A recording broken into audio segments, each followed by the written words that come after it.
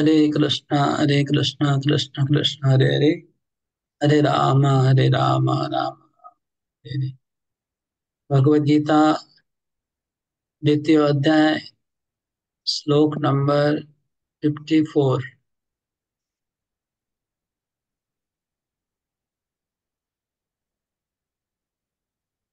अर्जुने प्रश्नाचे अर्जुन उवाच, स्थितप्रज्ञस्य का भाषा समाधिस्थस्य केशव, स्थितधि किं प्रभाषेत किमाशित व्रजेत किम्। स्थितप्रज्ञस्य का भाषा समाधिस्थस्य केशव, स्थितधि किं प्रभाषेत किमाशित व्रजेत किम्। ओके, ऊपर থেকে শুরু করি। জগৎময় মাতাই, আপনি অনুবাদ পড়ুন। হরে কৃষ্ণ প্রভু। অর্জুন জিজ্ঞাসা করলেন, হে কেশব, স্থিতপ্রজ্ঞ অর্থাৎ অচলা বুদ্ধি সম্পন্ন মানুষের লক্ষণ কি? তিনি কিভাবে কথা বলেন, কিভাবে অবস্থান করেন এবং কিভাবেই বা তিনি বিচরণ করেন? হরে কৃষ্ণ। মিউট করে দিন। কথা বলা হয়ে গেলে মিউট করে দেবেন সবাই। তো আমরা শ্লোক নম্বর 39 থেকে শুরু করে শ্লোক নম্বর 53 পর্যন্ত আলোচনা হয়েছিল নিষ্কাম ভাবে কর্ম করা। ভগবান বারবার বলছেন, তুমি তোমার কর্তব্য করো, কিন্তু ফলের আশা না করে কর্তব্য করে যাও। আর তুমি সুখে দুঃখে বিচলিত হবে না। আর ভালো মন্দ কাজ কোনো বিবেচনা করবে না, যে এটা ভালো কি মন্দ। শুধু ভগবানের জন্য করে গেলে তুমি কোনোদিন কোনো কাজে বন্ধন হবে না, এটা বলেছেন। আর এভাবে কর্ম করলে কি লাভ হবে? ভগবান এরকম যদি কর্ম করে যাও তাহলে আলটিমেটলি আহ স্থির বুদ্ধি হয়ে যাবে, মানে বুদ্ধি স্থির হয়ে যাবে। আর বুদ্ধি চঞ্চল থাকবে না। বুদ্ধি স্থির হয়ে গেলে মন স্থির হয়ে যাবে আর আত্ম উপলব্ধি হয়ে যাবে। তো সকাম কর্ম মধ্যে বুদ্ধি স্থির থাকে না, বহু শাখা বিশিষ্ট বুদ্ধি হয়ে যায়। আর যখন কেউ নিষ্কাম ভাবে কর্ম করে আর একটা লক্ষ্য নিয়ে ভগবানকে খুশি করার জন্য ভগবানের সামনে রেখে যখন কেউ কাজ করে, তখন তার বুদ্ধি স্থির হয়ে যায়। যখন আমরা নিজের তৃপ্তির জন্য কাজ করি, তখন আমাদের বুদ্ধি চারিদিকে ঘুরে ওড়ায়। যখন আমরা ভগবানের খুশি করার জন্য কাজ শুরু করে দিই, তখন বুদ্ধিটা স্থির হয়ে যায়। এটা ছিল আমাদের আলোচনা। এখন অর্জুন জিজ্ঞাসা করছে, যে ব্যক্তির বুদ্ধি স্থির হয়ে গেছে তার লক্ষণ কি? স্থিত প্রজ্ঞস্য কা ভাষা। স্থিত প্রজ্ঞ মানে বুদ্ধি, প্রজ্ঞা।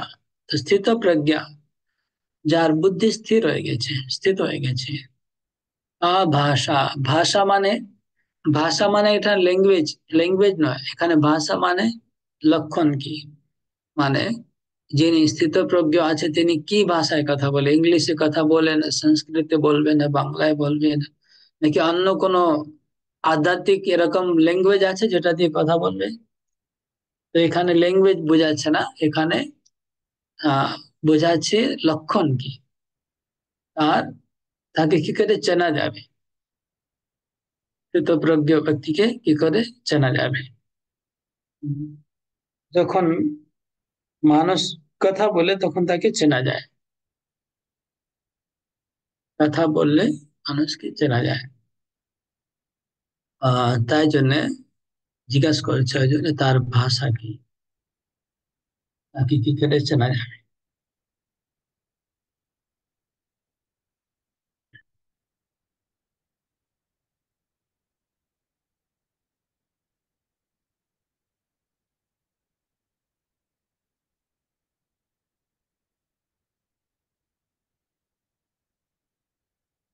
কি মানে তো প্রভুপাদ বলেছেন যতক্ষণ এটা মূর্খ তার মুখ খুলবে না ততক্ষণ তো মূর্খকে চেনা যাবে না। মূর্খ ব্যক্তি তার মুখ খুললে তাকে চেনা যায়। তো অর্জুন বলছে যে স্থিতধীর ব্যক্তি আমি চিনবো কি করে? তো যদি আমরা কোনো ব্যক্তি কৃষ্ণ ভাবনা ভাবিত আছে কি না তাকে আমরা চিনতে চাই, তো তার ভাষা দেখতে হবে। ভাষা মানে তিনি কি বলছে কি। তিনি যদি কৃষ্ণ কথা বলে তাহলে তো তিনি নিশ্চয়ই কৃষ্ণ ভাবনা ভাবিত আছে। আর যদি তিনি অন্য কথা বলে, টাকা পয়সার কথা বলে সব সময়, তাহলে বুঝতে হবে তার মনটা টাকা পয়সাতে আছে, কৃষ্ণ ভাবনাতে নেই। তো মানুষের কথা থেকে বোঝা যাবে মানুষটা কিরকম। যদি মানুষ সবসময় টাকা পয়সা কথা বলছে, না মানুষ কোনো সবসময় মেয়েদের কথা বলছে, না মানুষ সবসময় বিজনেসের কথা বলছে, না কি কথা বারবার বলছে। তো যে ব্যক্তি কৃষ্ণ ভাবনার কথা বলছে তিনি হচ্ছে কৃষ্ণ ভাবনা ভাবিত। তা বাণী থেকে আমরা চিনতে পারবো। আর কি তাদের প্রমোশন কি, প্রোডাক্ট কি, যারা বড় বড় আহ বড় বড় যারা নেতা আছে বা বড় বড়, তাদের কি জিনিস তারা অ্যাডভার্টাইজ করছে, কি জিনিস মানুষকে দিচ্ছে।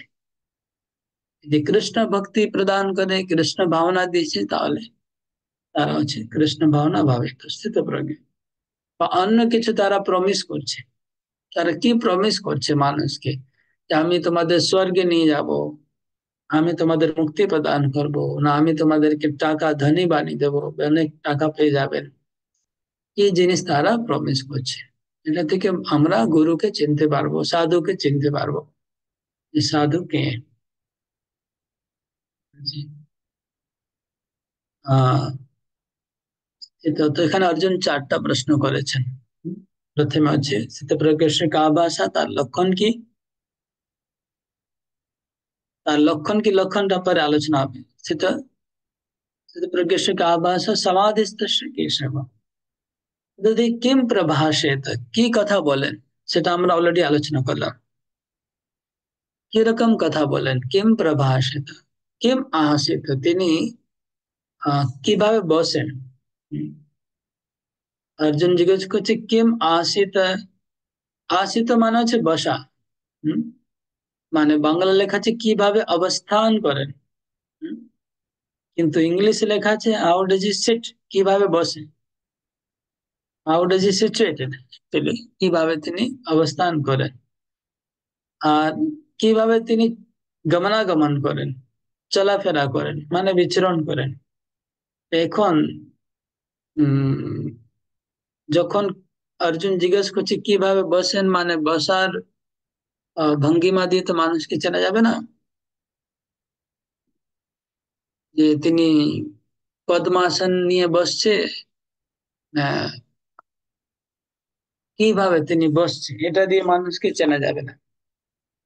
এখানে বসার মানে হলো তিনি ইন্দ্রিয়কে কিভাবে সংযম করছে। আর যখন বলছে তিনি কিভাবে চলাফেরা করেন, মানে তিনি কিভাবে তার ইন্দ্রিয়গুলিকে বিষয়ে সঙ্গে নিয়োজিত করেন। এটা হচ্ছে অর্জুনের প্রশ্ন। নেক্সট শ্লোক। रजः श्रीभगवानुवाच प्रजहाति यदा कामान् सर्वान् पार्थमनोगतान् आत्मन्येवात्मना तुष्ट स्थितप्रज्ञस्तदोच्यते। प्रजहाति यदा कामान् सर्वान् पार्थमनोगतान् आत्मन्येवात्मना तुष्ट स्थितप्रज्ञस्तदोच्यते। अनुवादটা কে পড়বে? জয়ব্রত প্রভু অনুবাদ করুন। হরে কৃষ্ণ, প্রণাম। পরমেশ্বর ভগবান বললেন, হে পার্থ, মানুষ যখন মানসিক জল্পনা কল্পনা থেকে উদ্ভূত সমস্ত কামনা পরিত্যাগ করে এবং তার মন যখন এভাবে পবিত্র হয়ে আত্মাতেই পূর্ণ এবং পরিতৃপ্ত লাভ করে, তখন তাকে স্থিতপ্রজ্ঞ বলা হয়। ওকে, এখানে আপনি তাৎপর্য থেকে আমি বলছি, একটা লাইন পড়তে হবে, কোনটা আমি বলছি দাঁড়ান।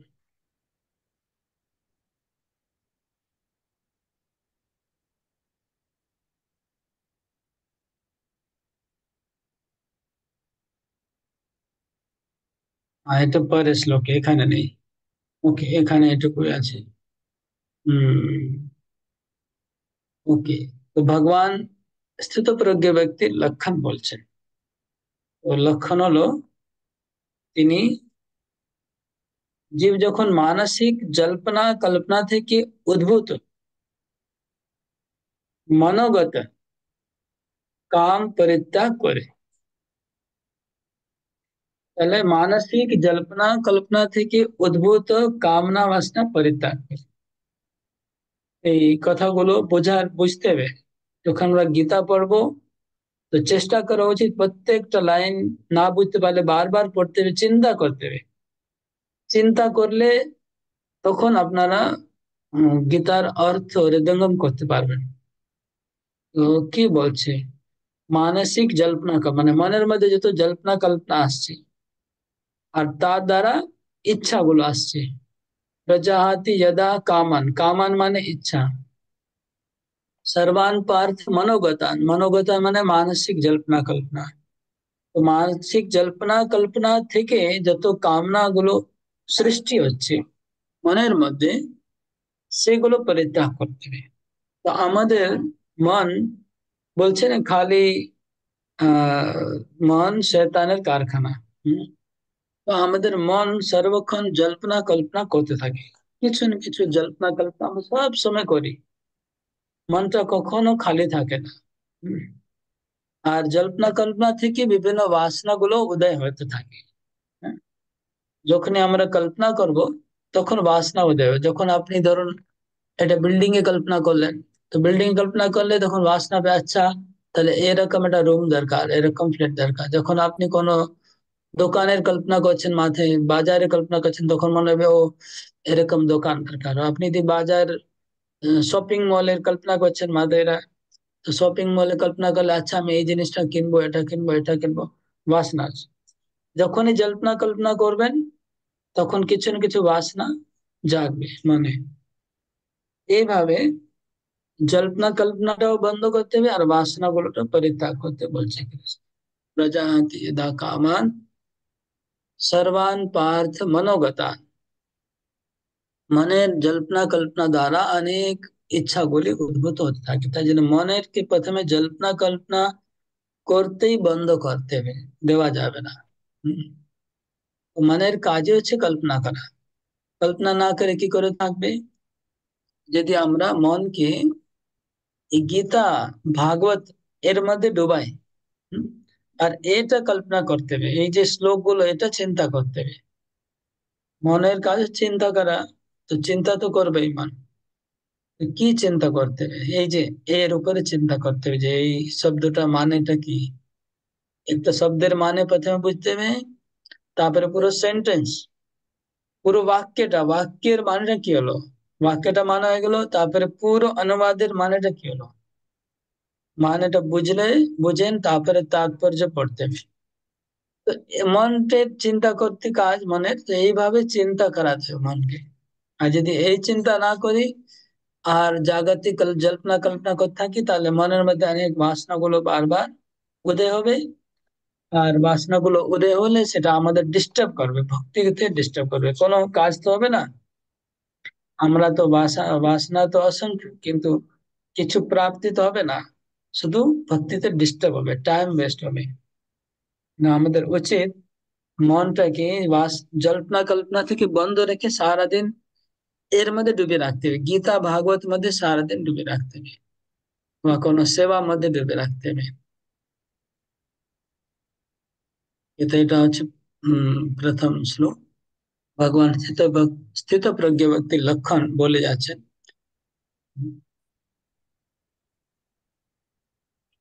নেক্সট শ্লোক।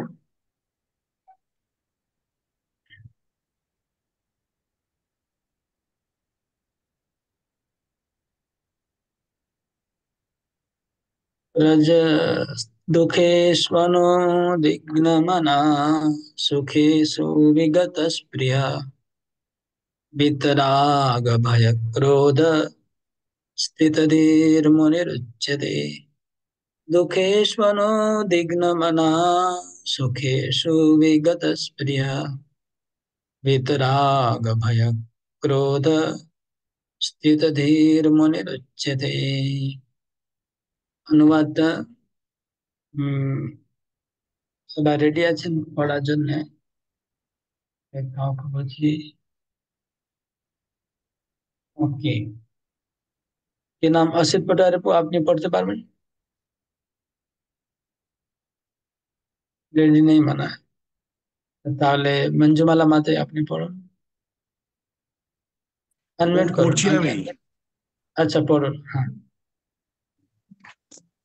পিতা দুঃখ উপস্থিত হলেও তার মন উদ্বিগ্ন হয় না, সুখ উপস্থিত হলেও যা স্পৃহা হয় না, এবং যিনি রাগ ভয় ও ক্রোধ থেকে মুক্ত তিনি স্থিতধী অর্থাৎ স্থিতজ্ঞ। ওকে। মাঝে মাঝে কেটে যাচ্ছে, হয়তো আপনার নেটওয়ার্ক প্রবলেম আছে ওখানে, বা আমার এখানে আছে, জানি না কার প্রবলেম। না না, আরেকবার বলবো? হয়ে গেছে, এমনি লেখা আছে, অসুবিধা নেই, যেহেতু লেখা আছে কোনো অসুবিধা নেই। হ্যাঁ। ওকে, আমার ঋতাপ দুঃখ উপস্থিত হলেও যার মন উদ্বিগ্ন হয় না, আর সুখ উপস্থিত হলে তার স্পৃহা হয় না। হ্যাঁ। আর রাগ ভয় ক্রোধ থেকে মুক্ত। তার মোবাইল থেকে আবার আওয়াজ আসছে।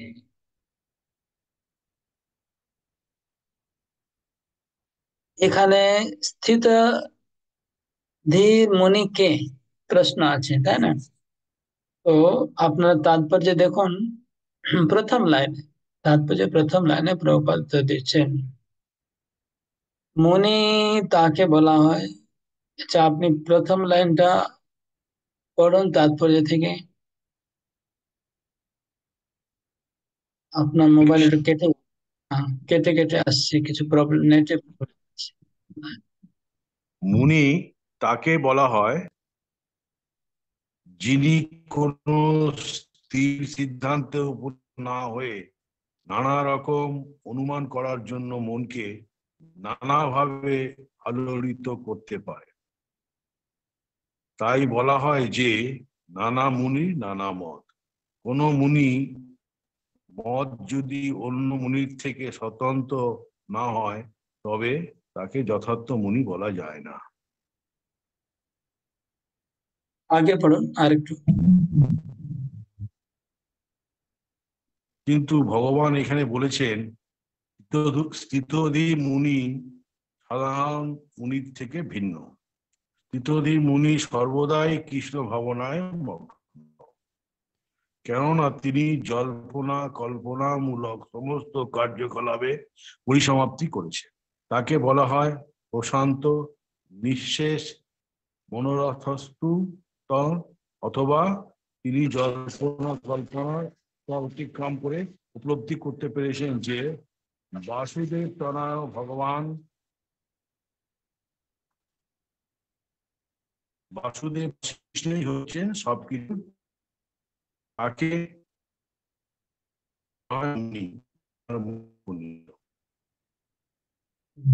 ওকে, ঠিক আছে। এই ধরনের তাকে বলা হয় মুনি, তার মন একনিষ্ঠ। ঠিক আছে, এখানে থাকবে। হরি বল। হরে কৃষ্ণ। আওয়াজ একদম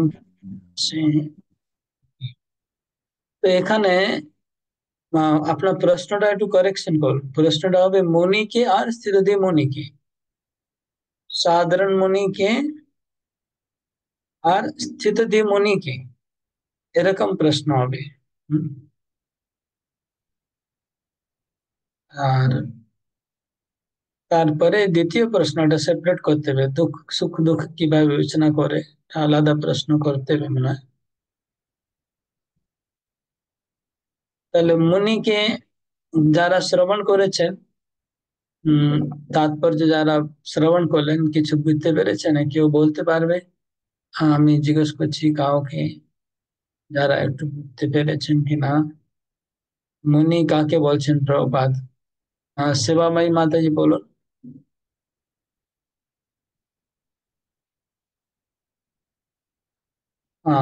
আনমিউট করতে পারছি না, বলো। করলাম।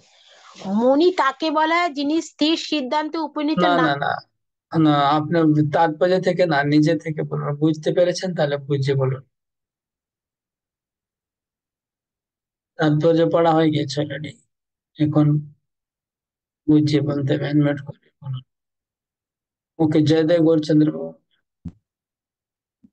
হরে কৃষ্ণ, প্রণাম। বলছি যে মুনি যিনি হচ্ছেন যে একটা সিদ্ধান্ত থাকবে, এই সিদ্ধান্তটা সেটাতে তিনি এক থাকবেন। মানে যেমন জল্পনা কল্পনা যদি আমরা করতে থাকি, তো আমাদের মনের মধ্যে যে বাসনাগুলো, সেই বাসনাগুলো জাগ্রত হতে থাকছে। তো তাহলে সেগুলো কি করছে তখন? আহ না না না না না, হলো না, উল্টো উল্টো উল্টো। প্রভুপাদ প্রথমে মনি আর স্থিত দিয়ে মনি দুটোকে ভেদ করে ব্যাখ্যা করেছেন। সাধারণ মনি আর যার স্থিত দিয়ে মনি, যার বুদ্ধি নষ্ট হয়ে গেছে। সাধারণ মনি প্রথমে প্রভুপাদ ব্যাখ্যা করছে। আমি জিজ্ঞেস করছি সাধারণ মনি প্রভুপাদ কাকে বলছেন? হম অদ্রিজা, আশ্রিত শামা, তুমি বলো। প্রভুপাদ বলতে চেয়েছেন যে যাদের মনে এখনো কোনো সিদ্ধান্তে উপনীত হতে পারেননি, নানা মুনি নানা মত, সব এক একজন মুনির এক একজন এক একটা মত, রাইট। যিনি যিনি সিদ্ধান্তে উপনীত হয়েছে তিনি হচ্ছে স্থিতধীর মুনি। হ্যাঁ, তো সাধারণ মনি হচ্ছে যিনি এখনো কোনো সিদ্ধান্তে উপনীত হয়নি, আর মনটাকে আলোড়ন করছে, জল্পনা কল্পনা আলোড়ন করিয়ে বেড়াচ্ছে। নানা মনি নানা মত, মানে যদি কোনো মনির অন্য মনি থেকে ভিন্ন মত না দেয় তাহলে তাকে মনি বলা হবে না প্রভুপাদ। মনি মানে আগে যে বলেছে তাকে খণ্ডন করবে, খণ্ডন মন্ডন, তারা হচ্ছে মনি।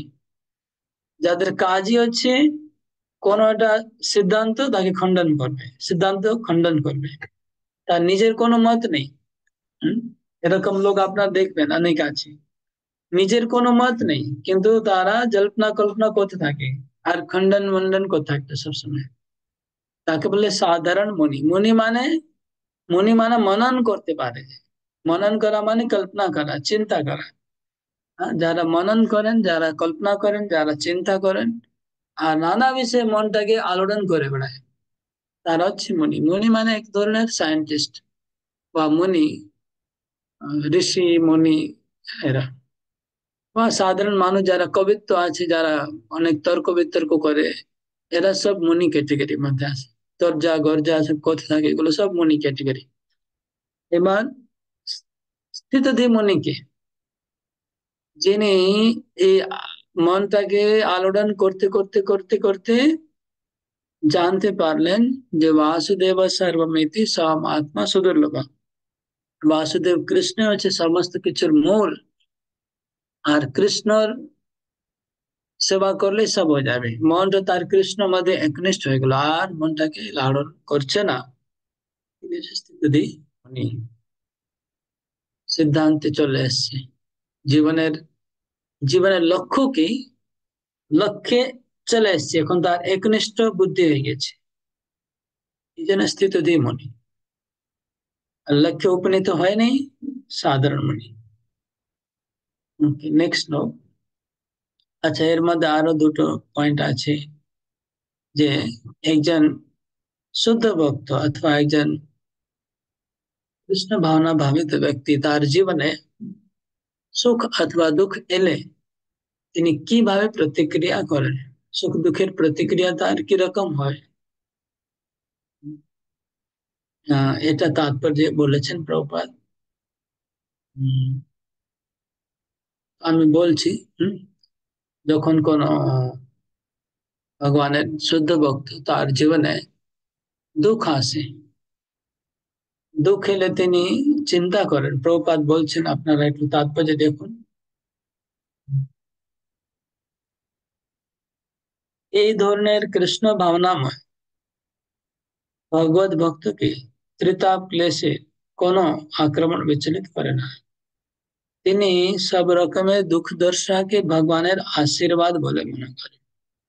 তিনি মনে করেন তার পূর্বকৃত অসৎ কর্মের ফলস্বরূপ তার এই দুঃখ দুর্দশা হয়েছে, কিন্তু ভগবানের করুণায় তার দুঃখ দুর্দশার ভার অনেক লাঘব হয়ে গেছে। এটা তিনি দুঃখ হলে এরকম মনে করেন। দুঃখ হলে তিনি কি মনে করবে? দুঃখ হলে মনে করবে যে প্রথম যে আহ দুঃখ দুর্দশাকে ভগবানের আশীর্বাদ, ঠিক আছে, এক নম্বর। দুঃখ আসলে দুঃখটাকে ভগবানের আশীর্বাদ, এক নম্বর বোঝা গেল। 2 নম্বর হচ্ছে তিনি মনে করেন যে আমার পূর্বকৃত ফল, কর্ম পূর্বকৃত যে পাপ কর্ম তার ফল আমি ভোগ করছি, দ্বিতীয়, ঠিক আছে। আর 3 নম্বর তিনি মনে করেন যে যদিও আমার অনেক দুঃখ বেশি পাওয়ার কথা, কিন্তু ভগবান কৃপা করে লাঘব করে দিয়েছে। বোঝা গেল তাহলে শুদ্ধ ভক্ত জীবনে দুঃখ এলে তিনি কিভাবে গ্রহণ করেন, বুঝতে পারলেন? 3টা পয়েন্ট। 3টা পয়েন্ট কি বিশ্বআত্মা প্রভু বলুন, 3টা পয়েন্ট কি বললাম?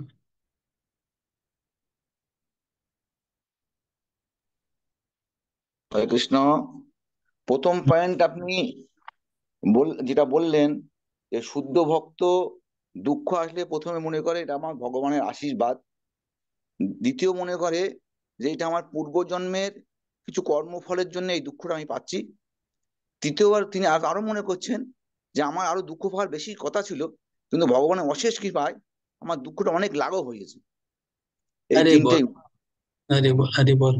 তো আমরা এটা বইতে পড়লাম, এটা আমাদের জীবনেও প্রয়োগ করতে হবে, তাই না? তো হ্যাঁ, আপনাদের জীবনে যদি দুঃখ আসে, কোনো প্রবলেম আসে, তাহলে আপনারা এই 3টা জিনিস মনে করবেন। হুম? করবেন কি মনে 3টা জিনিস মনে মনে করা তো করবেন? প্রথমে মনে করবেন যে এটা ভগবানের আশীর্বাদ, ঠিক আছে। কিছু ওইদিক ক্ষতি হয়ে গেলে এই আশীর্বাদ মনে করতে পারবেন তো? হুম? যদি আপনার কোনো ক্ষতি হয়ে যায় তাহলে মনে করতে পারবেন তো কি এটা আশীর্বাদ? হ্যাঁ, ধরুন আপনার রাস্তায় যাচ্ছেন, বাই চান্স বাইক, অনেক লোক আজকাল বাইক চালায়, অ্যাক্সিডেন্ট হয়ে গেল, মানে আমি বলছি না হবে, কিন্তু হওয়া উচিত, কিন্তু যদি হয়ে যায় তাহলে ভগবানের আশীর্বাদ মনে করতে পারবেন তো? দ্বিতীয়, মনটাকে তৈরি করতে হবে। ইন তা ওই ওই সময় তো মনে হবে না, ওই সময় তো মনে হয় একটু মনটা খারাপ হয়ে যাবে, ঝগড়াঝাটি করবেন হয়তো কারোর সঙ্গে, কিন্তু পরে এটলিস্ট তারপরে এদিক কোনো বাড়িতে টাকা চুরি হয়ে গেল, আপনার টাকা ব্যাংকে লস হয়ে গেল, কোনো ক্ষতি হয়ে গেল টাকা পয়সা নিয়ে, তাহলে কি ভগবানের আশীর্বাদ মনে করতে পারবেন? কঠিন আছে, কিন্তু করতে পারবেন যদি আপনি এটা মনে করেন যেটা আমার পূর্বকৃত কর্মের ফল। হয়তো আমি কিছু এরকম কাজ করেছি যার ফলে আমার এই ক্ষতিটা হয়েছে। এই পয়েন্টটা তো বোঝা খুব ইজি, কেননা না আমার কর্ম না থাকলে তো কোনো প্রবলেম আসবে না জীবনে। আর 3 নম্বর, এটা মনে করতে হবে যেহেতু আরো বেশি ক্ষতি হওয়ার কথা, হয়তো মৃত্যু হওয়ার কথা, তার জায়গায় আমার একটু হাড়টা ভাঙলো, হয়তো আমার 1 লাখ টাকা ক্ষতি হওয়ার কথা, হয়তো 10,000 টাকা ক্ষতি হলো। এইভাবে নিজেটাকে সামলাতে হবে। ভগবান কৃপা করে, আমি পাপী, আমার অনেক বেশি ভোগ করা উচিত, কিন্তু ভগবান আমাকে খুব কম কষ্ট দিচ্ছে, এটা দুঃখ আসলে এটা মনে আছে। ও হরে কৃষ্ণ। প্রথম অবস্থায় প্রভু ওটা হবে না, কি প্রথম অবস্থায় কিছুক্ষণ পরে হয়তো এটা আসতে পারে, কিছুক্ষণ কিন্তু চিন্তা। যদি হ্যাঁ, যদি ভক্তিতে আমি যদি উন্নত হই তাহলে হ্যাঁ, প্রথম আসবে। হম আহ মানে উচিত তো প্রথম অবস্থায় চলে আসা, কিন্তু এখন যেহেতু আমরা ভক্তিতে এত অ্যাডভান্স না হই, হ্যাঁ, হয়তো প্রথম অবস্থায় আসবে না, একটু পরে আসবে। একটু পরে চিন্তা হবে, ঠিক বলেছেন। এটাও ঠিক আছে। আর সুখ এলে কি করবেন? যদি সুখ আসে তাহলে প্রভুপাদ কি বলছেন দেখুন, আমরা আগে পড়ছি তাৎপর্য থেকে। আহ কিন্তু তেমনি যখন তার সুখানুভূতি হয় তখন তিনি নিজেকে সেই সুখের অযোগ্য বলে বিবেচনা করেন। তিনি ভাবেন ভগবানের কৃপাতেই তিনি এইরকম সুখপ্রদ অবস্থা হয়েছেন। ভগবানের সেবার তাই তার আরো বেশি আত্মনিয়োগ করতে হবে। তাহলে সুখ আসলে তিন চিজ মনে করবেন, তিনটা। প্রথম হচ্ছে যখন আমার জীবনে সুখ আসবে, সুখ মানে আপনি হয়তো একটা টাকা পেয়ে গেলেন, একসঙ্গে অনেক টাকা পেলেন, কোনো পজিশন পেয়ে গেলেন, কোনো বাড়ি পেলেন, কেনাকাটি করলেন, যা কিছু সুখ পেলেন জীবনে। সুখ আসলে তিনটা জিনিস প্রথম মনে করতে হবে যে আমি অযোগ্য।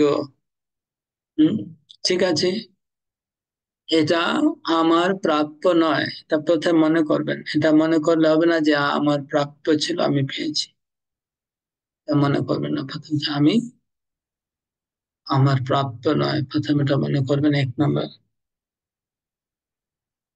আহ দ্বিতীয় মনে করবেন যে ভগবানের কৃপা করে ভগবান আমাকে দিয়েছেন, আমি অযোগ্য, প্রাপ্য নয়, কিন্তু ভগবান কৃপা করে আমাকে এই সুখ দিচ্ছে, এই জিনিসটা দিয়েছে। তাহলে 3 নম্বর পয়েন্ট হবে, তাই জন্য আমাকে এখন ভগবানের প্রতি আমি আরো ঋণী হয়ে গেলাম, আমাকে আরো ভগবানের বেশি করে সেবাতে আত্মনিয়োগ করতে হবে। ওকে, 3টা পয়েন্ট কি সঞ্জিত? সঞ্জিত বলো, কি 3টা পয়েন্ট আছে সুখ পেলে কি করবে? যদি আমাদের সুখানুভূতি হয় তখন আমাদের বলতে হবে যে আমি অযোগ্য, ভগবান কৃপা করে আমাকে এই সুখানুভূতি দিচ্ছেন।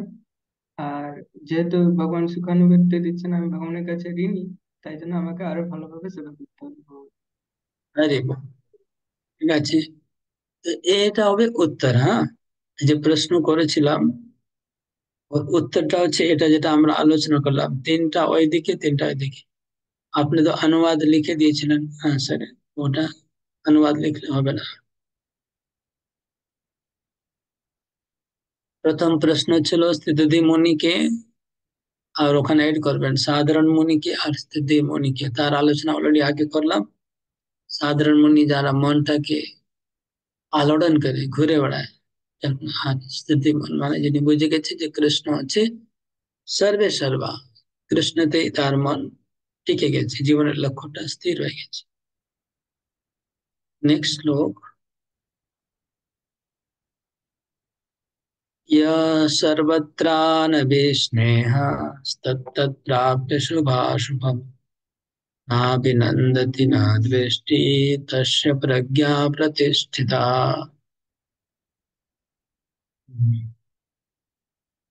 অনুবাদ ये रेडी আছে পড়ার জন্য। বন্দিতা মাতাজি পড়ুন।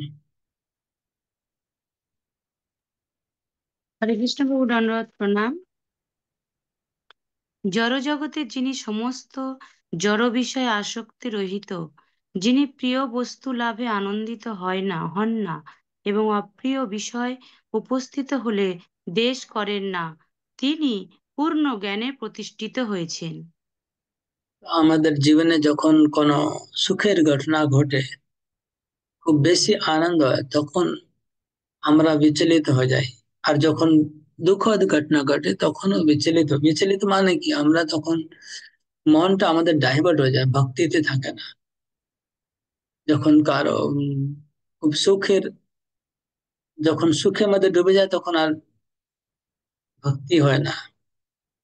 যেমন অনেক বাড়িতে যখন বিয়ে থাকে, বিয়ে বাড়ি অনুষ্ঠান হয়, তো বিয়ে বাড়িতে এত মানে সাজগোজ আর এসব মধ্যে এমন মাথাটা সব, তখন জব, সেই সময় জবে মানুষ জব করতে ভুলে যায়। আমাদের সুখের ঘটনা ঘটলেও জব করা কখনো বন্ধ করা উচিত নয়। চাहे যত বড় বিয়ে হোক বা যাই হোক, প্রথম কাজ হচ্ছে আমার জব করা, 16 মালা, তারপরে অন্য কাজে লিপ্ত হওয়া উচিত। আর যখন কোনো দুঃখদ ঘটনা, কারো বাড়িতে কারো কেউ মারা যাচ্ছে, মৃত হয়ে গেছে, তখনও মানুষ খুব দুঃখ হয়ে যায়, তখনও জব টপ করতে বন্ধ করে দেয়। এই দুটো অবস্থায় যিনি বিচলিত হয় না, মানে ভক্তিটা বজায় রাখে, আমাদের ছোট ছোট কারণে আমরা ভক্তি বন্ধ করে দিই, প্রভু আজকে ক্লাস করা যাবে না কেন, আজকে এই প্রবলেম আছে। তো কিন্তু যারা স্থিতধী, তারা ভক্তি কখনো বন্ধ হবে না, সব কাজটাকে এদিকে ওদিকে অ্যাডজাস্ট করবেন, ভক্তি কন্টিনিউ করতে হবে, 16 মালা জপ কোনোদিন বন্ধ হবে না। আর ক্লাস টাস যতদূর পর্যন্ত চেষ্টা করা উচিত, আমরা সৎসঙ্গ বা যা ক্লাস চলছে অ্যাটেন্ড করতে থাকবো। তো বেশিরভাগে মানুষ যখন কোনো দুঃখদ ঘটনা ঘটে অথবা সুখদ ঘটনা ঘটে, তখন মানুষ বেশি মনটা চঞ্চল থাকে আর ভক্তি করতে পারে না। এটা আমাদের শিখতে হবে যে আমরা সেই সময় একটু বেশি সাবধান হতে হবে। কথা হচ্ছে এটা, যখন বেশি সুখ আসবে তখন সাবধান আরো বেশি হতে হবে, তখন মনটা ডিস্টার্ব আগে থেকে, মানে এখানে সাবধান করা হচ্ছে। যখন আপনার জীবনে সুখ আসবে তখন খুব স্বাভাবিক ভাবে মনটা তখন আর জপে বসবে না। তাহলে আগে থেকে আমাকে মনটাকে এখন থেকে প্রিপেয়ার করে রাখতে হবে যে সুখ আসলে আমি এটা করবো। এরকম দুঃখদ ঘটনা যদি আসে, আমি এখন থেকেই প্ল্যান করে রাখবো, মনটাকে রেডি করে রাখতে হবে যে বাই চান্স দুঃখদ ঘটনা ঘটলে আমি আমার ভক্তি ছাড়বো না। অ্যাডভান্স, কৃষ্ণ আমাকে অ্যাডভান্স, যখন সুখ আসবে তখন তো আর গীতা খুলে এইসব পড়ার সুযোগ থাকবে না, থাকবে কি না? যখন দুঃখ আসবে তখনও গীতা খুলে পড়ার সুযোগ থাকবে না। এই জন্য আগে থেকে অ্যাডভান্স এটা ভগবান শেখাচ্ছে আমাদের। যেমন যারা মিলিটারিতে যায়, মিলিটারিতে যারা যায় তাদের আগে থেকে সবকিছু মার দৌড় পেটাপেটি, পাহাড় থেকে ফেলে দেওয়া সব আগে শিখিয়ে দেওয়া হয়। যুদ্ধ আসবে তখন তার ট্রেনিং দেওয়া যাবে না। ঠিক সেরকম আমাদের এখনই মনটাকে রেডি করতে হবে, সুখ আর দুঃখের মধ্যে ভক্তি বন্ধ হবে না।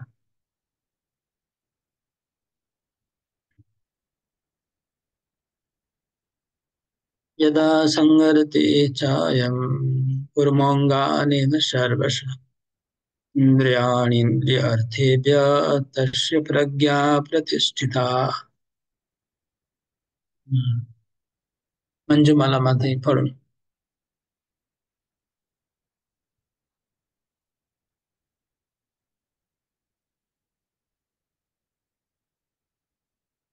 अनम्यूट করতে পারছে না। ওকে, আশ্রিত শ্যামা পড়ো যদি। হ্যাঁ, প্রভু।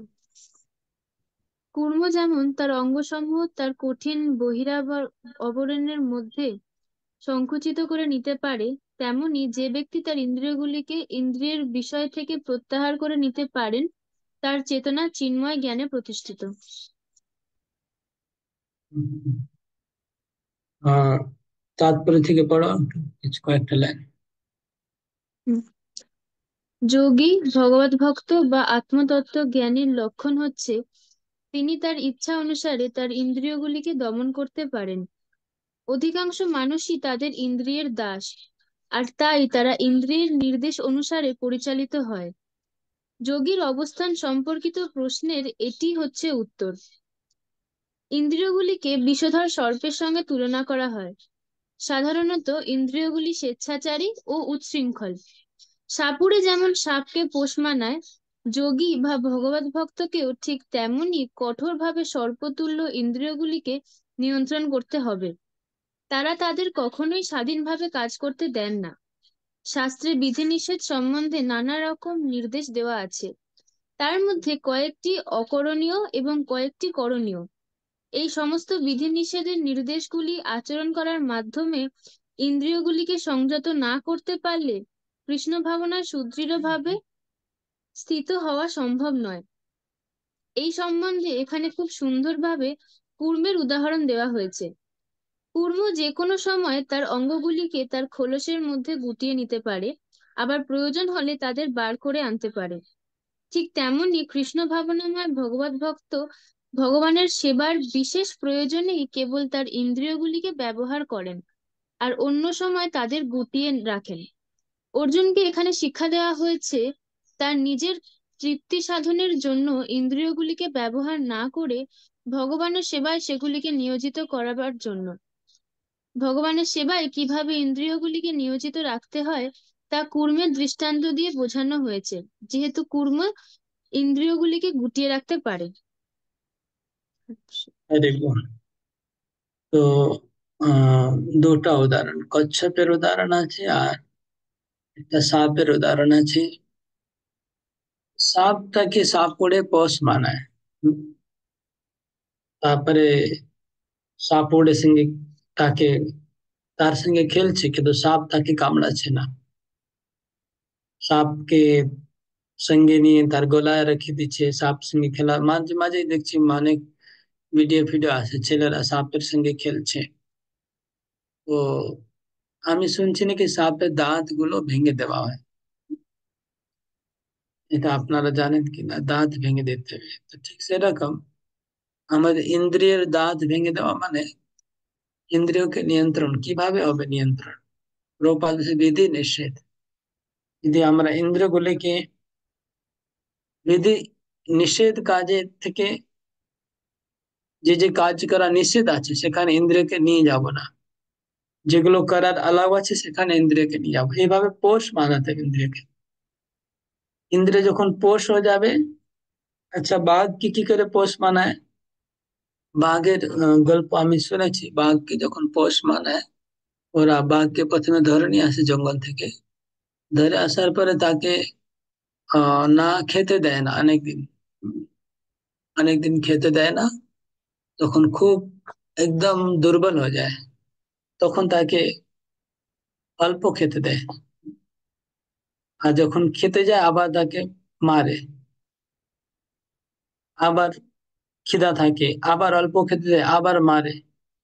এভাবে করতে করতে করতে উম বাঘটা পুরো নিয়ন্ত্রণ। তারপরে ওই যে বাঘের যে মালিক তাকে দেখে বাঘ ভয়ে কাঁপতে থাকে, তাকে ভয় ভয় পায়, উল্টো হয়ে যায়, তাকে দেখে ভয় পায়। ঠিক সেরকম ইন্দ্রগুলোকে আমরা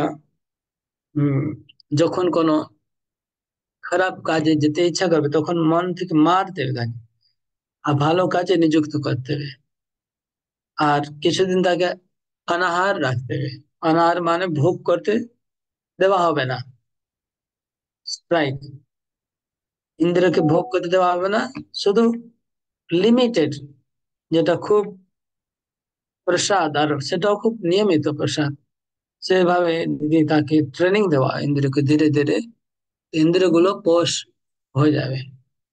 তারপরে আর ডিস্টার্ব, তখন আমরা কচ্ছপের মতো ইন্দ্রিয়কে কাজে লাগাতে পারবো। যখন কচ্ছপকে সবাই জানেন, যখন প্রয়োজন সব অঙ্গ প্রত্যঙ্গ বের করে প্রয়োজন হলে গুটিয়ে নেয়, সেটা আমরা করতে পারবো। এইভাবে পোষ মানাতে হবে ইন্দ্রিয়গুলোকে।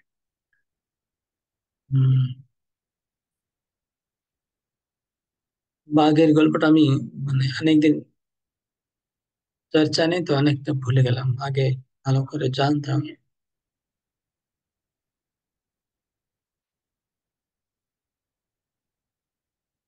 विषया विनिवर्तन्ते निराहारस्य देहिना रसवर्जं रसोऽप्यस्य परं दृष्ट्वा निवर्तते।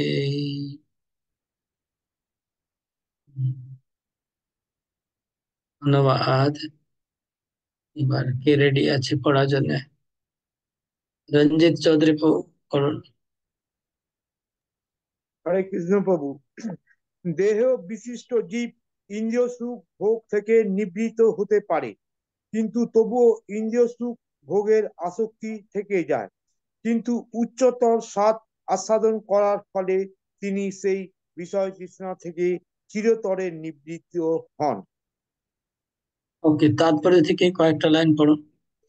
অপ্রাকৃত স্তরে অধিষ্ঠিত না হলে মানুষ ইন্দ্রিয় সুখ ভোগ পরিত্যাগ করতে পারে না।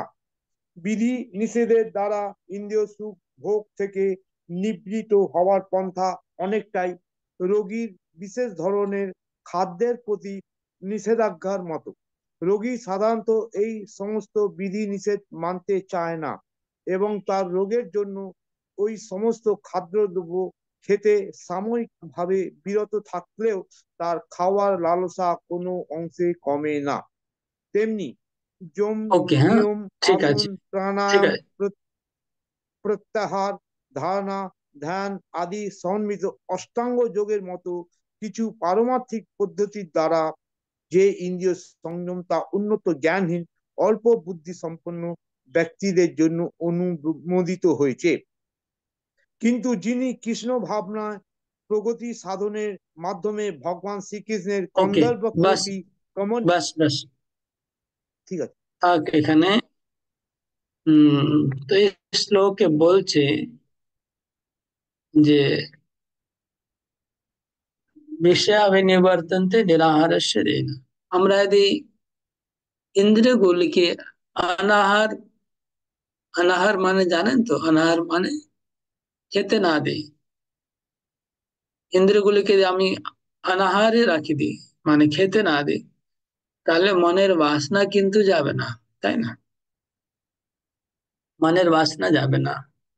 মনের বাসনা কখনো যাবে বলে পরম দৃষ্টা, উন্নত উন্নত রস যখন আস্বাদন করবে ইন্দ্রিয়, তখন নিকৃষ্ট রসের প্রতি তার আসক্তি চলে যাবে। শুধু তাকে খাওয়ার বন্ধ করে দিলে আসক্তি যাবে না। ধরুন কোন মানুষ আহ আমিষ আহার করছে, হুম, আমিষ আহার শুধু বন্ধ করে দিলে হবে না। আমিষ আহার বন্ধ করবেন, তাকে সুস্বাদু প্রসাদ খাওয়া দেবে, স্বাদিষ্ট প্রসাদ। দেখুন এক বাংলায় একটা মানুষের মধ্যে একটা ধারণা বসে গেছে। কি ধারণা? যে নিরামিষ মানে ও গাছের পাতার ডাল পাতা খায়, এটা হচ্ছে নিরামিষ। মানে স্বাদ থাকবে না, কোনো টেস্ট থাকবে না, শুধু জলের মধ্যে ডুবিয়ে বয়েল করে দিয়ে দেবে। রোগীর খাওয়া মানে নিরামিষ। এটা বাঙালিদের মধ্যে এটাই পরিচয় আছে যে নিরামিষের মধ্যে যে কত 56 রকম, হাজার হাজার রকম অদ্ভুত রান্না হতে পারে, সেটা তার আইডিয়া নেই। তো ওটাই, যখন আপনারা কাউকে নিরামিষ করতে বলবেন আর ওই গাছপাতা খাওয়াবেন, তাহলে তো সে নিরামিষ হতে পারবে না। আর যদি নিরামিষ করাতে চান, তাহলে সুস্বাদু প্রসাদ দিতে হবে, ভালো ভালো ভালো স্বাদিষ্ট ব্যঞ্জন বানিয়ে খাওয়াতে হবে, তাহলে সে নিরামিষ হতে পারবে। ঠিক সেরকম, এটা উদাহরণ। এখন উদাহরণ উপরে এটা এটা হচ্ছে উপমা। এখানে থেকে গেলে হবে না, আমাদের এগিয়ে যেতে হবে। শিক্ষাটা কি? শিক্ষা হচ্ছে ইন্দ্রিয়গুলিকে আমরা যদি রস আস্বাদন করাই, উন্নত রস, তাহলে ইন্দ্রিয় ভোগ থেকে ইন্দ্রিয়গুলি বেরিয়ে আসতে পারবে। সে উন্নত রস কি? কৃষ্ণ ভাবনার রস। যদি কৃষ্ণ নামের মধ্যে রুচি আসে, ভাগবতের মধ্যে রুচি আসে, গীতা পড়ার মধ্যে রুচি আসে, তাহলে ইন্দ্রিয় বিষয়ে রুচিটা কমবে। কিন্তু শুধু শুধু ইন্দ্রিয় বিষয়, ইন্দ্রিয়গুলোকে আপনি যদি আটকে রাখবেন, তো কতদিন আটকাবেন? বেশি দিন আটকাতে পারবেন না। এটাই প্রভুপাদ বলছেন, যদি যম, নিয়ম, প্রাণায়াম, ধ্যান, ধারণা, সমাধি করে ইন্দ্রিয়কে আটকে রাখা যাবে না। তাকে ইন্দ্রিয়গুলিকে ভক্তিতে লাগাতে হবে, ভগবানের সেবাতে লাগাতে হবে। আর ওখানে ভগবানের জন্য রান্না করা, ভগবানের মন্দির পরিষ্কার করা, ভগবানের জন্য গান করা, ভগবানের হরিকথা প্রবচন করা, হরিকথা মানুষকে প্রচার করা, এইভাবে বিভিন্ন ভগবান সেবায় ইঙ্গিত থাকলে ধীরে ধীরে আমরা ইন্দ্রিয়গুলিকে ভগবানের সেবা লাগালে ইন্দ্রিয় বিষয় থেকে ভুলে যাব। ইন্দ্রিয় বিষয় শুধু শুধু আটকে রাখা যাবে না, এটা হচ্ছে এই শ্লোকের শিক্ষা। আর রোগের উদাহরণ কি? রোগের উদাহরণ হচ্ছে এরকম, একটা মানুষ রোগ হয়ে গেছে, তাকে অনেক খাবার নিষেধ করা রাখা যায়, এটা খাওয়া যাবে না, এটা খাওয়া যাবে না, এটা খাওয়া যাবে না, তাই না? কিন্তু আহ যে মূর্তি তার রোগ মুক্ত হয়ে যাবে, প্রথমে ওই খাওয়াটাই চাইবে সে। যেটা এতদিন নিষেধ ছিল সেটাই এখন চাইবে সে। তার মানে তার রোগে খাওয়ার বাসনাটা গেল না। এটাই প্রভুপাদ বলছেন। ঠিক সেরকম মানে নিয়ম দিয়ে বাসনাটা যাবে না, এটাই প্রভাত বলতে চাইছে। হম কৃষ্ণ ভাবনা দিয়ে বাসনা যাবে। আমার মনে হয়, হ্যাঁ, উদাহরণটা, রোগের উদাহরণটা তো সেট হবে না, প্রশ্নটা একটু চেঞ্জ করতে লাগবে। উচ্চতর রস আহ কিভাবে ইন্দ্রিয় সংযম করা সম্ভব, এরকম কিছু লিখতে। ओके, नेक्स्ट श्लोक।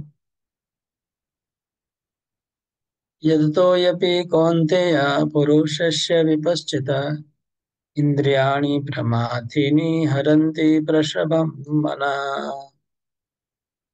ओके, কে রেডি আছে স্টাডি করার জন্য? সোমনাথও করতে পারবেন? হরে কৃষ্ণ। হে কুন্তীয়, ইন্দ্রিয় সমূহ এতই বলবান এবং ক্ষোভকারী যে তারা অতি যত্নশীল বিবেক সম্পন্ন পুরুষের মনকেও বলপূর্বক বিষয়াভিমুখে আকর্ষণ করে। তো বলছে মানে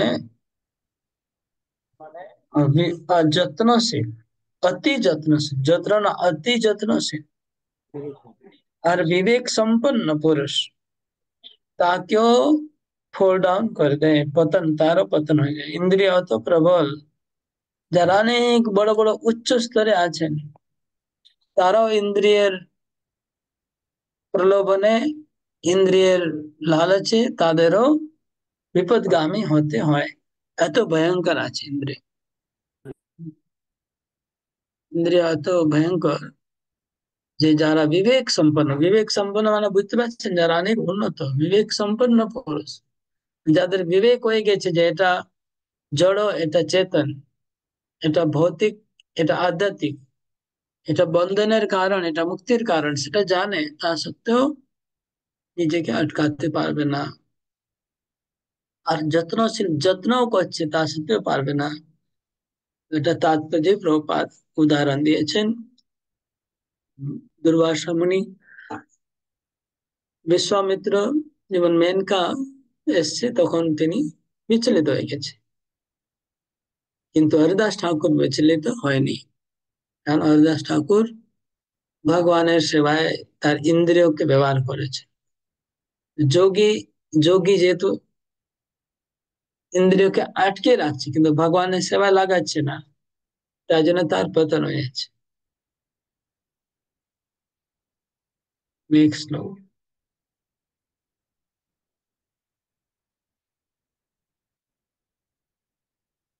तानि सर्वाणि संयम्य युक्त आसीत मत्पर वशी यस्येन्द्रियाणि तस्य प्रज्ञा प्रतिष्ठिता। तानि सर्वाणि संयम्य युक्त आसीत मत्पर वशी यस्येन्द्रियाणि तस्य प्रज्ञा प्रतिष्ठिता।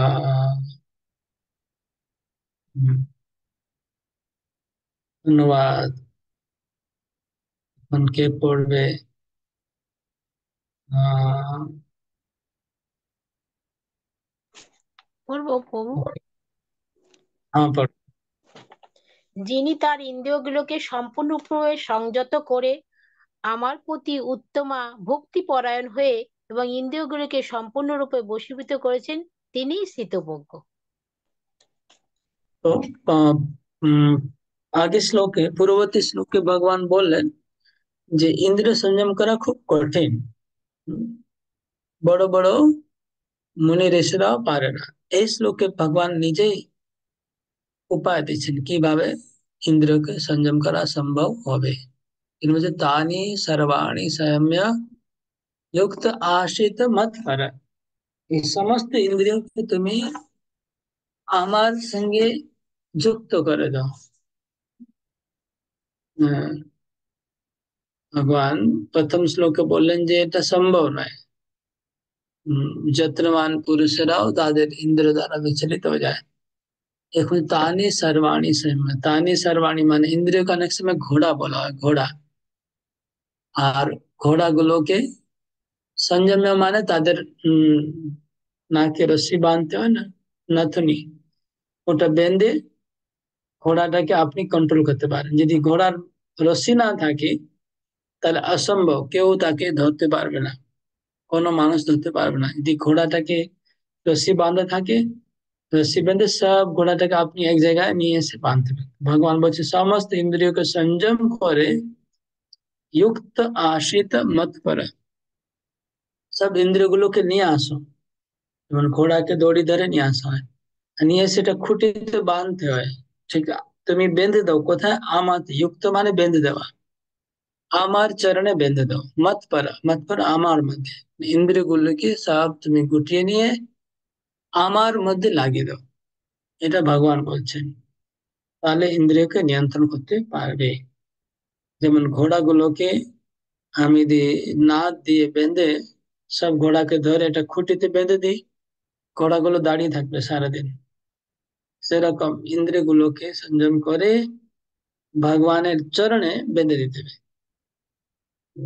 এটা করেছিলেন অম্বরীশ মহারাজ। অম্বরীশ মহারাজ সারা পৃথিবীর রাজা ছিলেন, সম্রাট, সসাগরা পৃথিবীর রাজা। কিন্তু এত মহান হওয়া সত্ত্বেও তিনি ভগবানের পরম ভক্ত ছিলেন। তিনি তারা সারা জীবন ভগবানের সেবায় নিযুক্ত করেছিলেন। রাজা হওয়া সত্ত্বেও তিনি এটা মন্দিরে ঝাড়ু, মার্জনী নিয়ে ঝাড়ু দিতেন নিজের হাতে, তিনি নিজে কীর্তন করতেন মন্দিরে, ভাগবত কথা শুনতেন বসে প্রতিদিন, নিজে ভগবানের অর্চন। মানে তিনি, আমরা যেরকম বাড়িতে মঙ্গল আরতি করি, সন্ধ্যা আরতি করি, এরকম অম্বরীশ মহারাজ নিজে, তার নিজে বিরাট বড় মন্দির ছিল, ঘরোয়া মন্দির নয়, মানে বৃহৎ মন্দির। সেই মন্দিরে পাবলিক টেম্পল, সেই মন্দিরে অম্বরীশ মহারাজ সর্বক্ষণ মিনিয়াল সার্ভিস, মানে ছোট থেকে ছোট সেবা নিজে হাতে করতেন। এইভাবে তিনি তার জীবন পুরো কৃষ্ণ ভাবনায় ভাবিত করেছিলেন। আর দুর্বাসা মুনি একবার তার পরীক্ষা করতে এসেছিল। অম্বরীশ মহারাজ 1 বছর একাদশী করছিলেন, তারপরে ব্রত পালন করার সময় এসছে, দুর্বাসা মুনি এসছে পালন করার সময়, শুধু 1 ফোঁটা জল খেয়েছিলেন অম্বরীশ মহারাজ, তাতে দুর্বাসা রেগে গেছে, আর মাথা থেকে চুল খুলে একটা কৃত্যা নামক রাক্ষসীকে সৃষ্টি করলেন। সে রাক্ষসী অম্বরীশ মহারাজকে মারতে এসছে। ভগবান অম্বরীশ মহারাজ সেবায় সর্বদা একটা সুদর্শন চক্রকে লাগিয়ে রেখেছিলেন। মানে অম্বরীশ মহারাজের সেবায় একটা সুদর্শন চক্র সর্বদা উপস্থিত থাকতো। সেই সুদর্শন চক্র সে রাক্ষসীকে মেরে ফেলেছে। যাই হোক, অম্বরীশ মহারাজ সম্বন্ধে তাৎপর্য খুব সুন্দর শ্লোক আছে, সবাই শ্লোক গুলো দেখুন। আমি একা গাইছি, আপনারা আপনারা মানে গাওয়ার চেষ্টা করুন, কিন্তু এটা বন্ধ রাখবেন, মিউট রাখবেন, কিন্তু গাইবেন আমার সঙ্গে। সবে মনা কৃষ্ণ, সবাই পদারবিন্দयो वचांसि वैकुण्ठ गुणानुवर्णने करोर्हरेर्मन्दिरमार्जनादिषु श्रुतिं चकाराच्युत सत्कथोदये मन्दलिङ्गालय दर्शने दृशो तद्भृत्य गात्र स्पर्श्यङ्गसङ्गमम् घ्राणं च तत्पादसरोजसौरभे श्रीमत्तुलस्यारशनां तदर्पिते आदौ हरे क्षेत्रपदानुसर्पणे शिरो ऋषिकेश पदाभिवन्दने कामं च दास्येन तु कामकाम्यया यथोत्तमश्लोकजनाश्रयार्थी। অম্বরীশ মহারাজ কিভাবে ভগবানের সেবা করেছিলেন, আমি শ্লোকটা এক একটা লাইন পড়ে শোনাচ্ছি। সবে মন কৃষ্ণ পদার বিন্দয়, আর মন কৃষ্ণের চরণে নিবেদন করলেন। বচাংসি, বচাংসি মানে বাণী, বাণী কিভাবে সেবা লাগালেন? বৈকুণ্ঠ গুণানুবর্ণনে, ভগবান শ্রীকৃষ্ণ যার আরেকটা নাম হচ্ছে বৈকুণ্ঠ, তার গুণ কীর্তন, গুণানুবর্ণন, গুণানুবর্ণন করার মধ্যে বাণীকে নিয়োজিত করলেন। করো, করো মানে হাত, দুটো হাত। হরের মন্দির মার্জন আদেশো, হরির মন্দির মার্জন করার জন্য তিনি দুটো হাতের নিয়োগ করলেন।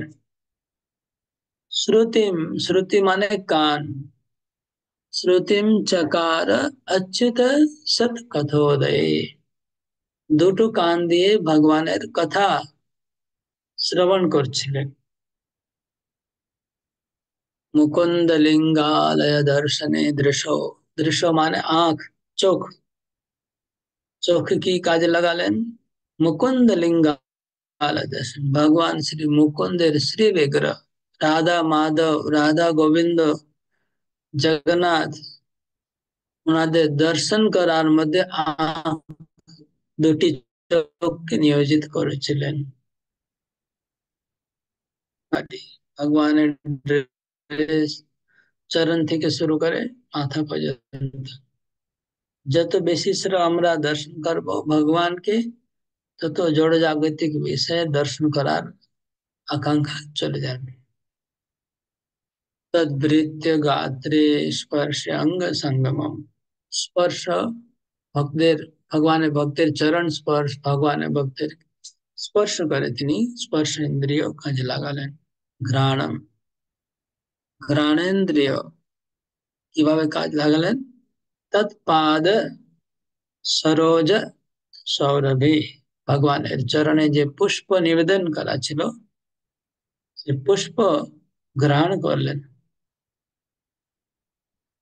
শ্রীমৎ তুলস্যা রসনাম তদর্পিতে, আর জিবাতে ভগবানের চরণে অর্পিত তুলসী, তুলসী পাতা গ্রহণ করলেন। পাদ হরের ক্ষেত্র পদানুসর্পণে, পাদ চরণ, পা, পা কিভাবে ভগবানের সেবায় লাগালেন? ভগবানের পরিক্রমা প্রদক্ষিণ।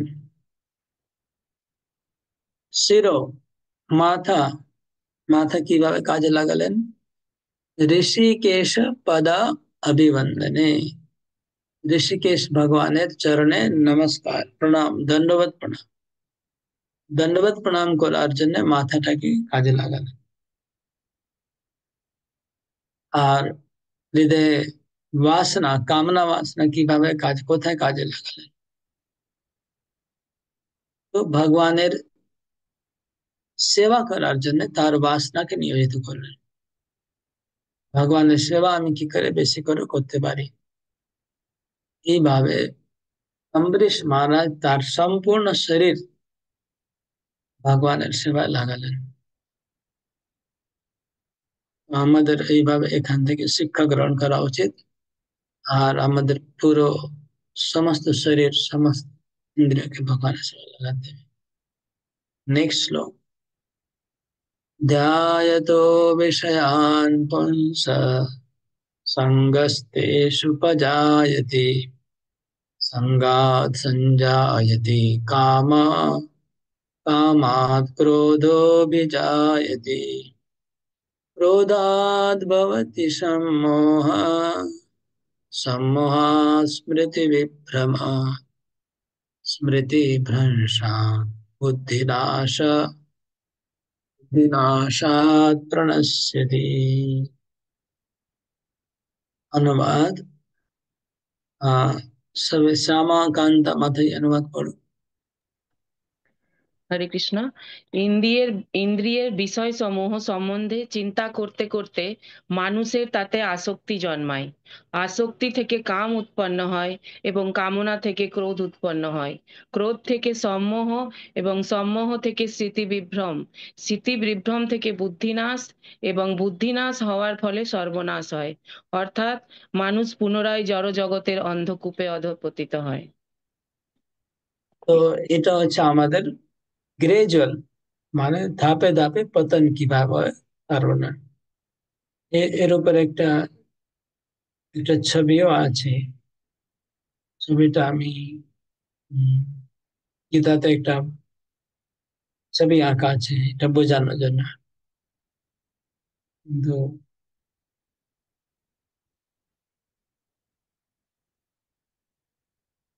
এখন সেটা আহ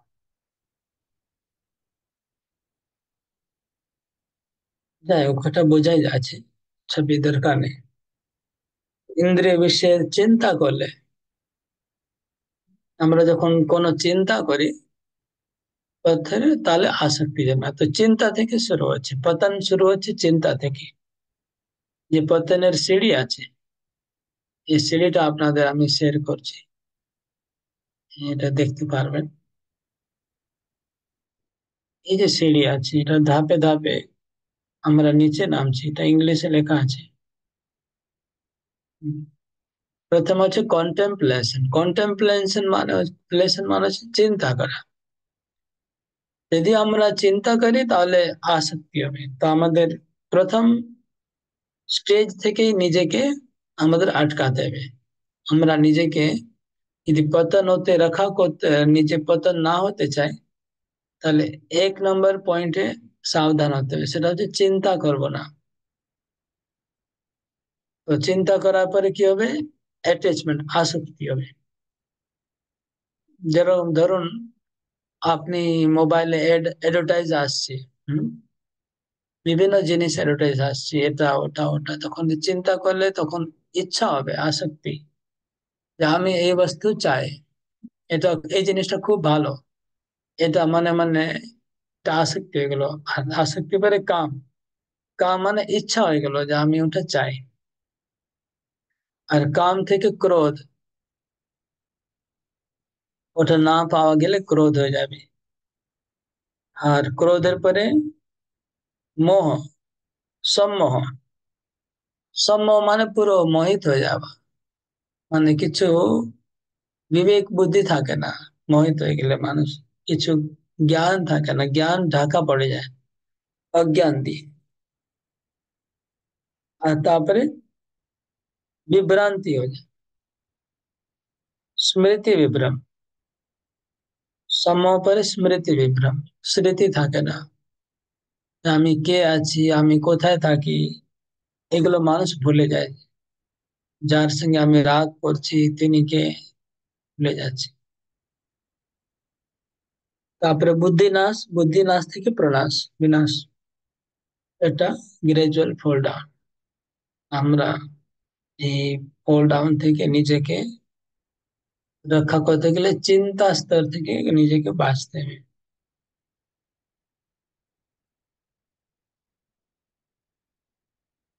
আজামিলের এভাবে পতন হয়েছিল। আজামিল প্রথমে ওই বেশ্যাকে দর্শন করলো, দর্শন করা, বেশ্যাকে দেখেছে, দেখার পরে সে চিন্তা করছে বেশ্যার সম্বন্ধে, তার মাথায় ছবিটা বসে গেছে বেশ্যার, ওটা বারবার চিন্তা করছে। তারপরে আসক্তি হয়ে গেল, আসক্তি হওয়ার পরে কামনা করলো যে আমার বেশ্যা, আমাকে বেশ্যাকে ঘরে নিয়ে এসছে। তারপরে ক্রোধ আসছে, বাবা মাকে তাড়ি দিচ্ছে ক্রোধ করে বাড়ি থেকে, বাবা মাকে বের করে দিয়েছে, তার স্ত্রীকে বের করে দিয়েছে, ক্রোধ। স্মৃতি বিভ্রম, তারপরে চোরি ডাকাতি শুরু করে দিয়েছে, বুদ্ধিনাশ, শেষে সর্বনাশ। এইভাবে আহ কামনা বাসনা থেকে ধীরে ধীরে মানুষের পতন হয়ে যাচ্ছে।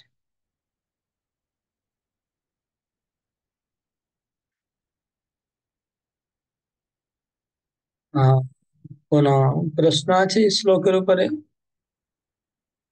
63, 63 থেকে কোনো প্রশ্ন আছে কিনা দেখি। না, 64 নেই, কোনো প্রশ্ন নেই, ঠিক আছে।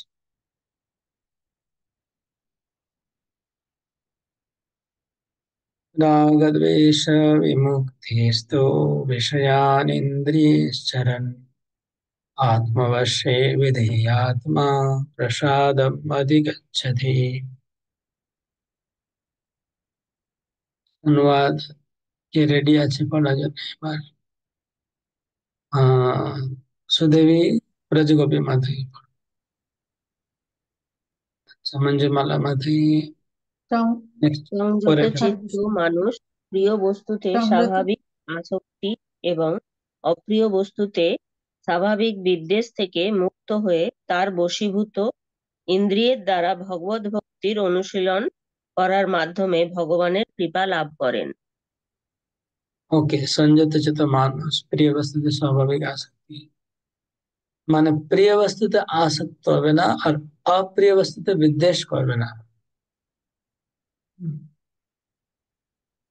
যারা ভগবানের ভক্ত প্রিয় বস্তুতে আসক্ত হবে না, অপ্রিয় বস্তুকে বিদ্বেষ করবে না। বুঝতে পারছেন তো? এটাই হচ্ছে পরীক্ষা, যে মানুষ সংযত সংযত কি না, তার পরীক্ষা এটা। মন সংযত মানে সেন্স কন্ট্রোল আছে কিনা তার পরীক্ষা হলো, যদি প্রিয় বস্তু দেখলে সে লালায়িত হয়ে যাবে, অপ্রিয় বস্তু দেখলে মনটা ডিস্টার্ব হয়ে যাবে, তার মানে সে সংযত চিত্ত নয়। সংযত চিত্ত হচ্ছে যিনি, ধরুন যে জিনিসটা আপনার খেতে খুব ভালো লাগে, সেই জিনিসটা দেখলে আপনি যদি লালায়িত হয়ে যান, আর যে জিনিসটা খেতে ভালো লাগে না তাকে দেখে মুখটা বেঁকে গেল, ও কি বাজে জিনিস, তাহলে আপনার সংযত চিত্ত নয়। সংযত মানে যে জিনিসটা আমি ভালোবাসি না সেটা সামনে আসলেও আমার আমার কোনো মুখে খারাপ এক্সপ্রেশন আসবে না। আর যে জিনিস আমি পছন্দ করি সেই জিনিস সামনে এলেও আমি আমি খুব আনন্দ প্রকাশ করব না।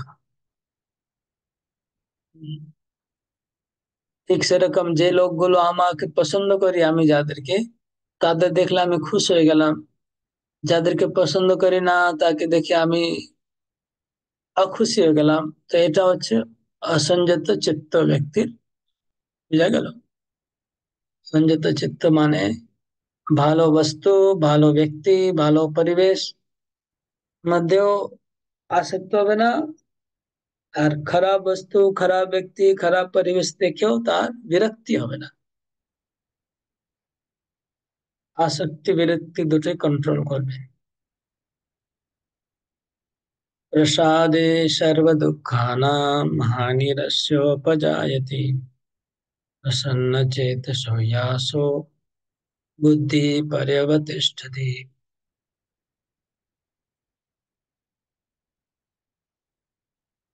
এবার পড়ুন নসুদেবী মাতাই।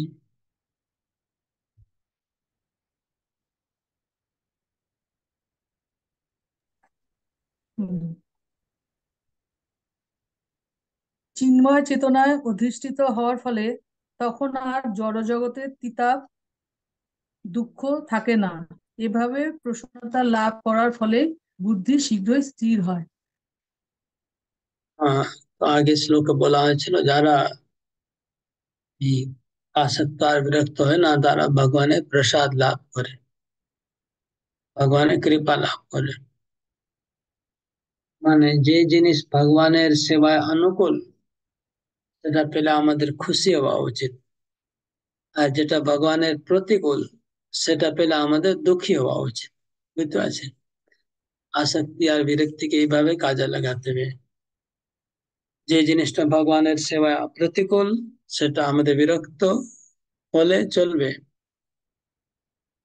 ভগবানের অনুকূল আর সেটা পেলে আমরা যদি আসক্ত হয়ে যাই সেটাও চলবে। এইভাবে জীবনযাপন করলে ভগবানের প্রসাদ মানে কৃপা লাভ হবে। আর যদি কৃপা লাভ হয় তাহলে প্রসাদে সর্ব দুঃখানাম হানি, সব দুঃখের হানি হবে কিতাব জ্বালা থেকে। তখন আমরা প্রসন্নচিত হয়ে যাব, মানে আনন্দ লাভ করতে পারবো। নাস্তি বুদ্ধির অযুক্তস্য ন চাযুক্তস্য ভাবনা न चाभावयतः शांतिर अशांतस्य कुतः सुखम।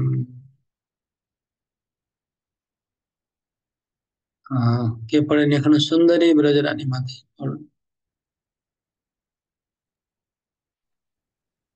হরে কৃষ্ণ। যে ব্যক্তি কৃষ্ণ ভাবনাময় যুক্ত হয় তার চিত্ত সংযত নয়। যে ব্যক্তি কৃষ্ণ ভাবনায় যুক্ত নয় তার চিত্ত সংযত নয় এবং তার পারমার্থিক বুদ্ধি থাকতে পারে না। আর পারমার্থ চিন্তাশূন্য ব্যক্তির শান্তি লাভের কোনো সম্ভাবনা নেই। এইরকম শান্তিহীন ব্যক্তির প্রকৃত সুখ কোথায়? হরে কৃষ্ণ। ওকে, হরি বল। তো সংযত চিত্ত নয়, কে সংযত নয়? যার কৃষ্ণ ভাবনায় যুক্ত নয়, মানে আহ যিনি ভগবানের অনুকূলে আসক্ত আর প্রতিকূলে বিরক্ত, এই যে জিনিসটা জানে না, কোথায় বিরক্ত হতে হবে কোথায় আসক্ত হতে হবে, তাহলে তার সংযত চিত্ত হবে না, তার পারমার্থিক বুদ্ধি হবে না। সংযত চিত্ত কিভাবে হবে? যখন কৃষ্ণ ভাবনায় অনুকূল হলে আসক্ত হবে, কৃষ্ণ ভাবনায় প্রতিকূল হলে বিরক্ত হবে। আর নিজের ইন্দ্রিয় যখন অনুকূল কিছু আসবে তখন বিরক্ত হবে না, নিজের ইন্দ্রিয় প্রতিকূল আসলে অনুকূল আসলে আসক্ত হবে না, প্রতিকূল আসলে বিরক্ত হবে না। এরকম ব্যক্তি কৃষ্ণ ভাবনায় যুক্ত হবে, তখন তার চিত্ত সংযত হবে, বুদ্ধি সংযত হবে। আর যার পারমার্থিক বুদ্ধি বুদ্ধি একনিষ্ঠ যার আছে তিনি শান্তি লাভ করবে। যার বুদ্ধি একনিষ্ঠ নেই, বুদ্ধি বিভিন্ন বিষয়ে ঘুরে বেড়াচ্ছে, তার শান্তি কোথায়? এখানে শান্তি কে লাভ করতে পারে ভগবান এটা বলছে, নাস্তি বুদ্ধিরযুক্তস্য ন চাযুক্তস্য ভাবনা ন চ অভাবত শান্তির অশান্তস্য কুত সুখম। হ্যাঁ, তাহলে এখানে পরপর কানেকশন আছে। সুখী কি হতে পারে? যে শান্ত, যার চিত্ত শান্ত আছে তার মানে সুখী আছে, মানে পিসফুল, আর পিস আর হ্যাপিনেস দুটো একসঙ্গে যুক্ত।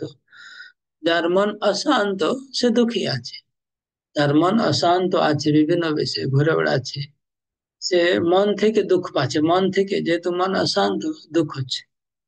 মনটা শান্ত কিভাবে হবে? মনটা শান্ত হবে যদি বুদ্ধি শান্ত হয়। বুদ্ধি শান্ত কিভাবে হবে? বুদ্ধি শান্ত হবে যদি কার ভাবনা ঠিক থাকবে। ভাবনা কি করে ঠিক হবে? এখানে পরপর জিনিস যুক্ত আছে, দেখতে পাচ্ছেন, ভাবনা, ভাবনা থেকে বুদ্ধি, বুদ্ধি থেকে মন, মনের শান্তি, মনের শান্তি থেকে সুখ, এক কানেকশন আছে। তাহলে ভাবনা কার ঠিক থাকবে?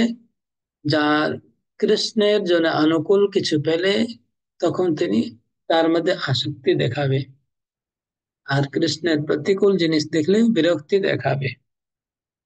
এরকম করলে তার বুদ্ধিটা স্থির হবে। তো এই সিকোয়েন্সটা বুঝতে পেরেছেন সবাই? এই সিকোয়েন্সটা বোঝালাম, কে বোঝাতে পারবে, কে বুঝতে পেরেছে? আহ একজন বলবে কেউ? ওকে, সবিতা মাদি, আপনি কি বুঝেছেন বলুন। হরে কৃষ্ণ প্রভু। যে ব্যক্তি কৃষ্ণ ভাবনামৃতে যুক্ত নয় তার চিত্ত অশান্ত থাকবে, মানে সংযত নয় তার চিত্ত। এবং যার চিত্ত সংযত থাকবে না তার বুদ্ধি আহ তার বুদ্ধিও সংযত নয়। এবং যার বুদ্ধি যে তার বুদ্ধি যখন সংযত হবে না, সে নানা চিন্তায় তার মন বিচলিত থাকবে এবং তার মন শান্ত হবে না, আর সে ওকে, সুখী হতে পারবে না। সিকোয়েন্সটা আর একটু ঠিক রেডি করতে হবে, সিকোয়েন্সটা আর ভালোভাবে তৈরি করতে হবে। আর কে বলবে? উম, রঞ্জিত চৌধুরী বলুন। যে ব্যক্তি কৃষ্ণ ভাবনায় নিজেকে নিয়োজিত করে না। আপনি অনুবাদ করছেন মনে হচ্ছে, আশ্রিতা শ্যামা। হ্যাঁ প্রভু বলছে যে শান্ত সে সুখী। শান্ত কিভাবে হবে? যার মন শান্ত হবে। মন শান্ত হবে কিভাবে? যার বুদ্ধি শান্ত হবে। বুদ্ধি শান্ত হবে যদি ভাবনা আমাদের ভালো হয়। আর ভাবনা ভালো হবে তখনই যখন আমরা কৃষ্ণের আনুকূল্য জিনিসটাকে আসক্তি করব, আর প্রতিকূল্য জিনিসে বিরক্ত হব। রাইট। ঠিক। এই জিনিসটা এই গত তিন চারটা শ্লোক থেকে এই সিকোয়েন্স চলে এসছে। প্রভুপাদ বারবার বারবার এই কথাগুলো বলে এসছে। অনেক আগে থেকে শুরু হয়েছে এটা, টপিকটা শুরু হয়েছে অনেক আগে থেকে, মানে একদম স্টার্টিং থেকে এটাই চলছে। দুঃখে অনুদিগ্না মনা সুখে সুবিগত প্রিয় ওখানেও ছিল। তারপরে শুভ অশুভ यत्र यह सर्वत्र न বিষ্ণু তত্প্রাপ্ত শুভ অশুভম ওখানেও ছিল। সিকোয়েন্সটা অনেক আগে থেকে চলে এসছে। সিকোয়েন্সটা হচ্ছে এরকম, আমাদের অনুকূল তার মধ্যে আসক্ত হওয়া যাবে না, আমাদের প্রতিকূল বিরক্ত হওয়া যাবে না। মানে আশ্রিত শর্মা ঠিক বলেছে, ওটাই হচ্ছে answer।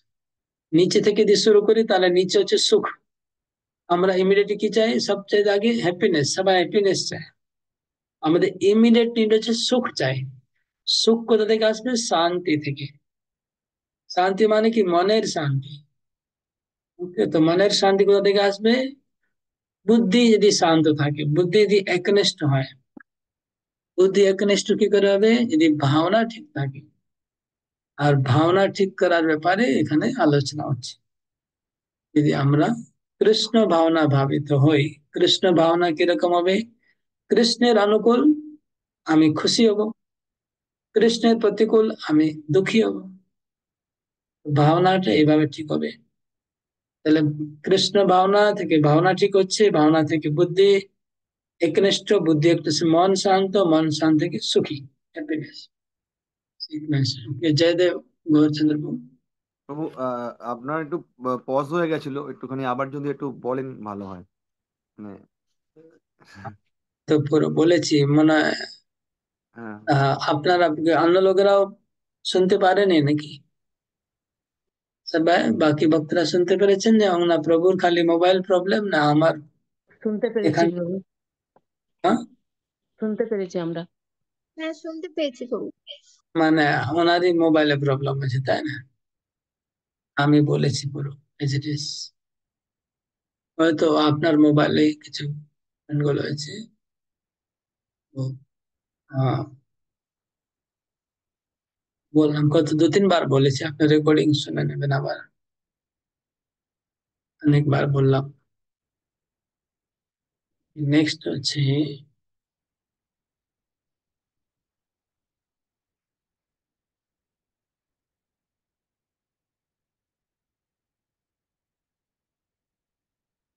ইন্দ্রিয়াণাম হি চরতাম যন্মনো বিধীয়তে তদস্য হরতি প্রজ্ঞাম वायुर्नावम विवाम वशी।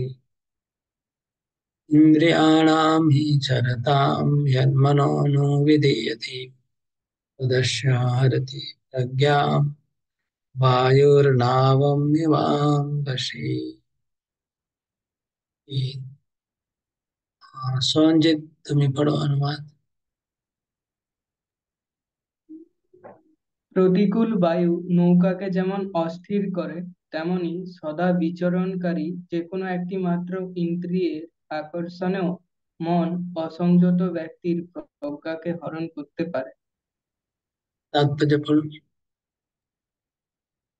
ভগবত ভক্ত যদি তার সব কয়টি ইন্দ্রিয়কে ভগবানের সেবায় নিয়োজিত না করেন, যদি তার কোনো একটি ইন্দ্রিয় জড় সুখ উপভোগ করার প্রয়াসী হয়, তাহলেও তার মন ভগবানের শ্রী চরণ কমল থেকে বিচ্ছিন্ন হয়ে পড়বে। ফলে তার পারমার্থিক উন্নতি বাধাপ্রাপ্ত হবে। মহারাজ অম্বরীশের ভগবত ভক্তির মাধ্যমে আমরা শিক্ষা পাই, তার মতো আমাদেরও সব কয়টি ইন্দ্রিয়কে ভগবানের সেবায় নিয়োজিত করতে হবে। তাহলে মন একাগ্র হয়ে ভগবানের শ্রীচরণে সমাধিস্থ হবে, কেননা সেটিই হচ্ছে মনকে নিয়ন্ত্রণ করার যথার্থ কৌশল। একটি ইন্দ্রিয়কেও যা ছেড়ে দেওয়া যাবে না। যে আমি তো অনেক জব করলাম, ষোলো মালা 32 মালা জপ হয়ে গেল, পূজা হয়ে গেল, এখন একটু মোবাইল ঘাটাঘাটি করে হয়ে গেল শেষ। এখন মোবাইল ঘাটাঘাটি একটু ইনস্টাগ্রাম দেখবো, ফেসবুক দেখবো, ব্যাস হয়ে গেল। তো বলছে যে কোনো একটি ইন্দ্রিয়কেও ছাড়া যাবে না, একটা কাজ শেষে আরেকটাতে লাগাতে হবে। জপ হয়ে গেল, এখন গানের মধ্যে মনকে কীর্তন করি, কীর্তন শেষে গুলো ঠিক আছে, মালা, ড্রেস, বাজার করতে মন ভালো লাগছে না, ভগবানের জন্য বাজার করব। মানে কাজ, বিভিন্ন ধরনের কাজ করতে পারেন, যেখানে মন চায় সেখানেই করুন, কিন্তু ভগবানের কাজ। যদি আমার জব করতে এখন ভাল লাগছে না, জব হয়ে গেছে অনেকটা, তাহলে মোবাইল ঘাটাঘাটি না করে ঠিক আছে আমি এখন প্রবচন শুনবো, প্রবচন ভালো লাগছে না, ঠিক আছে আমি ভগবানের কোনো ছবি দেখি, ভগবানের কোনো আহ ভালো কিছু, মানে একটা পর একটা বিভিন্ন রকম বিভিন্ন ধরনের কাজ, যেটা মন চায়, মনটাকে বিভিন্ন রকম আকর্ষণ দিতে হবে আমাদের, ভক্তির আকর্ষণ, তাহলে আমরা মনটাকে সংযম করতে পারবো, এটা বলছে। যদি আমরা মনটাকে একবারও ছেড়ে দিই, একটা ইন্দ্রিয় ছেড়ে দিই, তাহলে সে টেনে নিয়ে যাবে। কিরকম উদাহরণ দিই, যেমন নৌকা, সমুদ্রে বা নদীতে নৌকা থাকে, যে নৌকাতে যদি বিপরীত বায়ু আসে, খুব তুফান, না নৌকাকে কন্ট্রোল করা যায় না, তখন নৌকাটা উল্টে যাবে, নাহলে ঘুরে ফিরে একদম কোথায় চলে যাবে। সেরকম ইন্দ্রিয়ের তুফান যখন আসবে, তখন আমরা এই আমাদের নৌকা, ইন্দ্রিয় নৌকাকে, শরীরটাকে নিয়ন্ত্রণ করতে পারবো না, কোথায় কিছু ভেঙে যাবে। এজন্য সাবধান। তস্মাদস্য মহাবাহো নিগৃহীতানি সর্বশ ইন্দ্রিয়াণীন্দ্রিয়ার্থেভ্যস্তস্য প্রজ্ঞা প্রতিষ্ঠিতা। সোমনাথ সাহু প্রভু পড়বেন।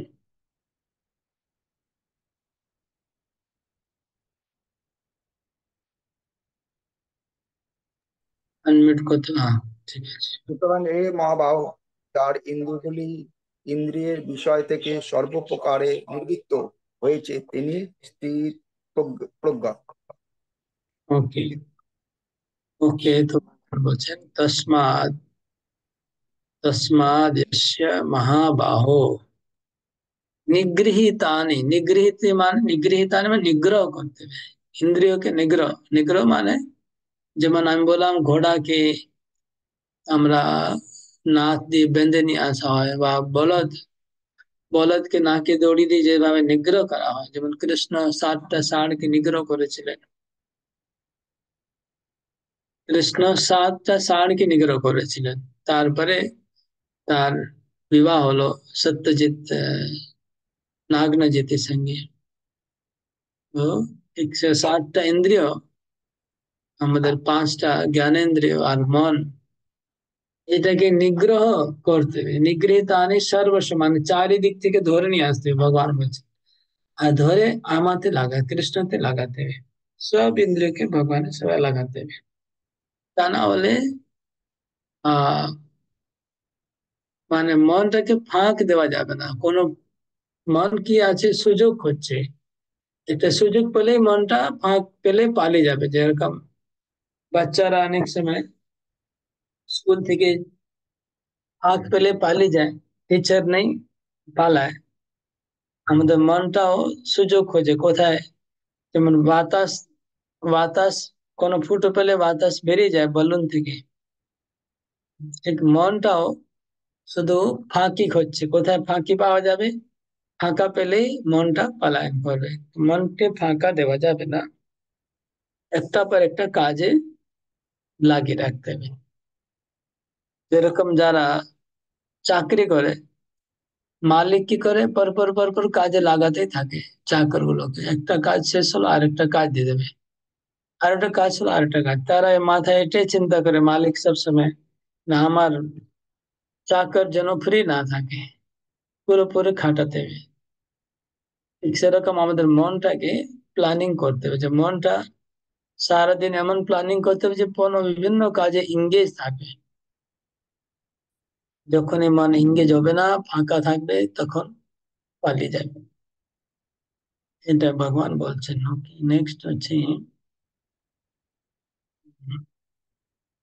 या निशा सर्वभूतानां तस्यां जागर्ति संयमी यस्यां जागृति भूतानि सा निशा पश्यतो मुने।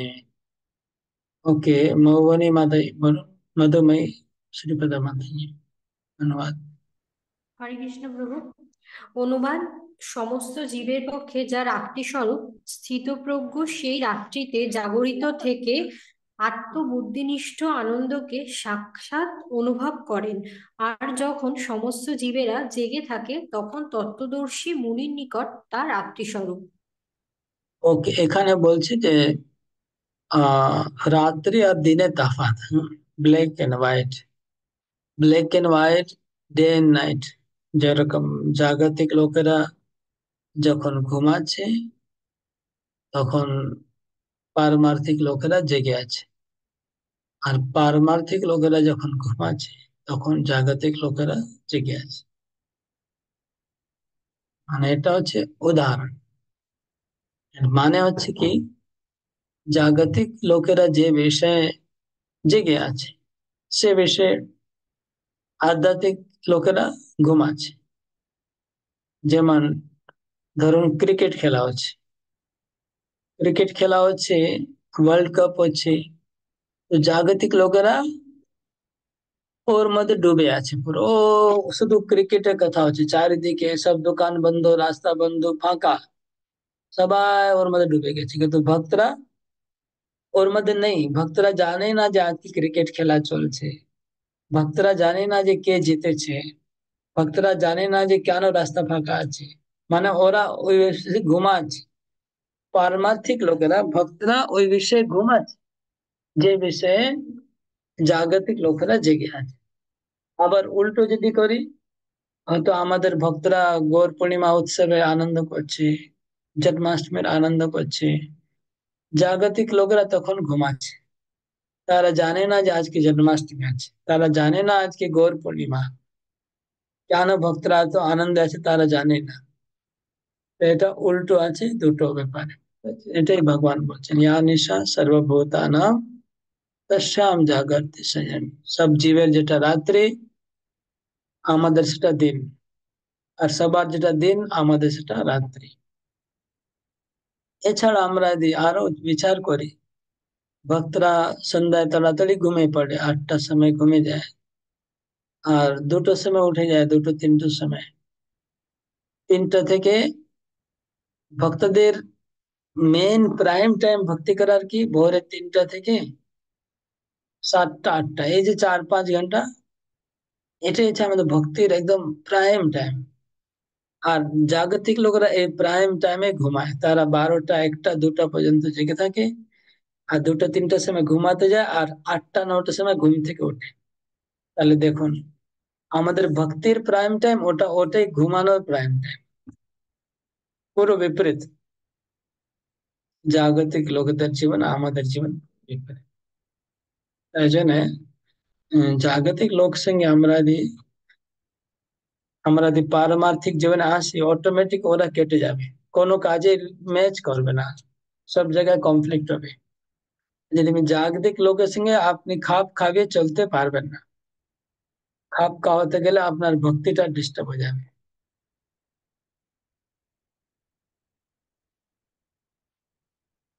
আপনি যদি মনে করেন জাগতিক লোকের সঙ্গে আমি পায়ে পা মিলিয়ে চলবো, তাহলে সম্ভব না। কেন, ওদের যেটা রাত্রি সেটা আপনার দিন, ওদের যেটা দিন সেটা আপনার রাত্রি।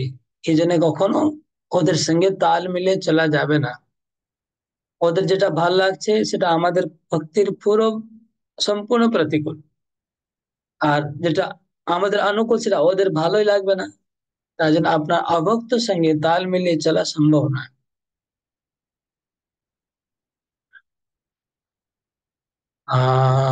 আপরিমাণম অচল প্রতিষ্ঠম समुद्रमापा प्रविशन्ति यद्वत् तद्वत् कामायं प्रविशन्ति सर्वे स शान्तिमाप्नोति न कामकामी। ओके, माधवी सुचरिता माधवी पढ़ो। হরে কৃষ্ণ প্রভু। অনুবাদ। বিষয়কামী ব্যক্তি কখনো শান্তি লাভ করে না। জলরাশি যেমন সদা পরিপূর্ণ এবং স্থির সমুদ্রে প্রবেশ করেও তাকে ক্ষোভিত করতে পারে না, কামসমূহ তেমন স্থিতপ্রজ্ঞ ব্যক্তিতে প্রবিষ্ট হয়েও তাকে বিক্ষুব্ধ করতে পারে না। অতএব তিনি শান্তি লাভ করেন। হরে কৃষ্ণ প্রভু। তো সমুদ্রের মধ্যে অনেক জল আসে, তাই না? গঙ্গা যখন স্পেশালি বন্যার সময় কত জল যায় সমুদ্রে।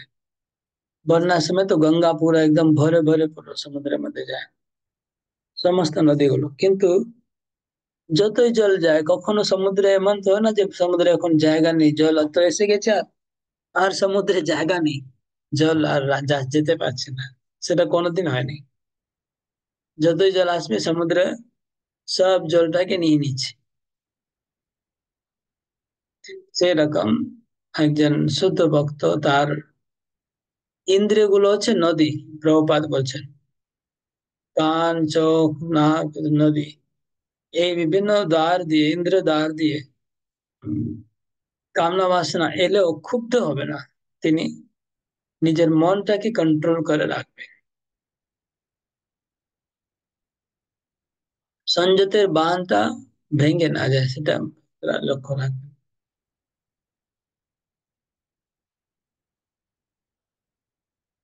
সমুদ্রের মতো, সমুদ্র যেরকম গম্ভীর থাকে, তো আমাদের ভক্তের গম্ভীর হতে হবে। গম্ভীর হওয়া মানে বাসনা আসছে, তাকে সহ্য করা। সহ্য করা কি সমুদ্রের গম্ভীরতার সঙ্গে তুলনা করা হয়েছে। যেরকম আহ চুলকানি, চুলকানি হলে সহ্য করতে হয়, সহ্য না করলে আবার চুলকানি বাড়তেই থাকে। ঠিক সেরকম ইন্দ্রিয় বিষয়ে লালসা গুলো আসবে তো অবশ্যই, কেন আমরা যেহেতু জড় জগতে বাস করছি, চারিদিক থেকে বাসনা আসবে, তো আমাকে সংযত থাকতে হবে।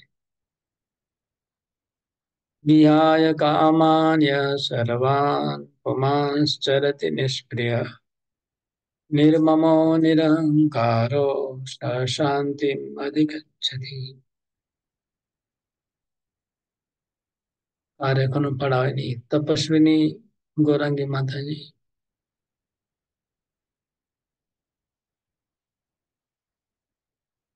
হম বলার বললে বন্ধই করে দিলেন, উল্টো করে দিলেন। ওকে, আর কি আয়নি মানবী গায়ন মাতাজি বলুন। আমি জানি ওনারা পারবে না, এই জন্য আগে দিলাম। ওকে, জগৎ মোহিনী মাতাজি আপনি বলুন। হরে কৃষ্ণ প্রভু।